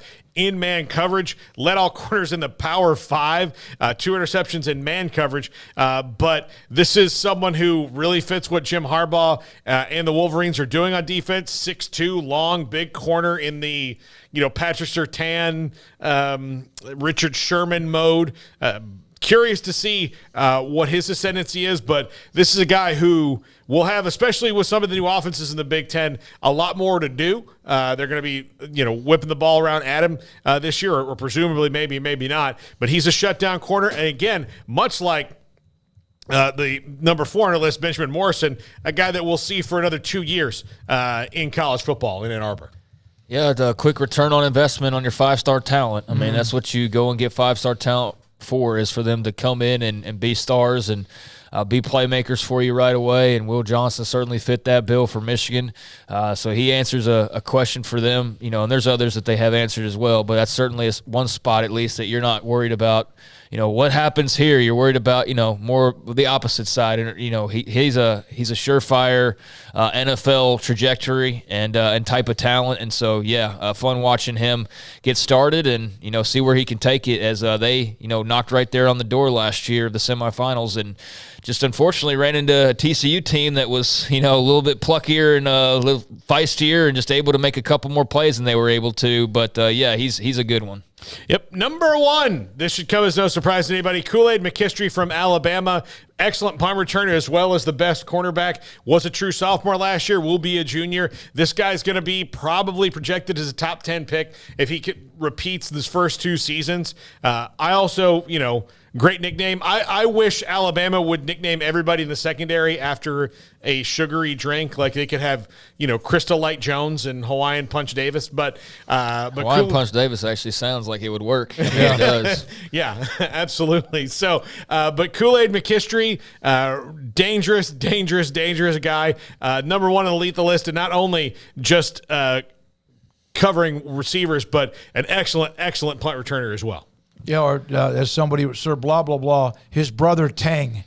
Yeah. God, remember those days. Is that even in existence anymore, Tang? You still get it. I just don't see it. I guess I'm not shopping around those areas. Okay, so in HEB, what they do now is they have the little things you squirt in the water bottle. Yeah. And they have Tang and Hawaiian Punch and Crystal Light. I think those are the ones I've mentioned. There's tons of other stuff. Mio, those deals. That's where you find them. Okay. All right. Yeah, flavor drops from your great player. Water. Is he the one that picked off a pass, and it was against LSU, Garrett? Who was it against? He intercepted a pass that would have sealed the game, but then it got called back because of pass interference, maybe on somebody else that was a part of the play. I honestly don't remember that one. That wasn't against LSU. I don't think that was against LSU. Okay. All right. And maybe it was during the game against Georgia, in a critical point of the game against Georgia. All right. Thanks to Levi, Graham, Jack, Emery, and Garrett. We will be shutting down to have a holiday weekend. Paul and others here will be working on some things to make it even better here inside the studio. So we do hope you all have a great holiday weekend. Dolfo, $20 super chat. Thank you. Judson Crockett, $5 super chat. Thank you. Tina Turner passed away today. Daniel Acton shared the story about his mother who had breast cancer. Power of prayer. She's now cancer-free. He's a part of our viewership family. Great to have that. And also, Sports tonight at 10:30 on the CW. For Craig and Paul, I'm David Smoak. Good night.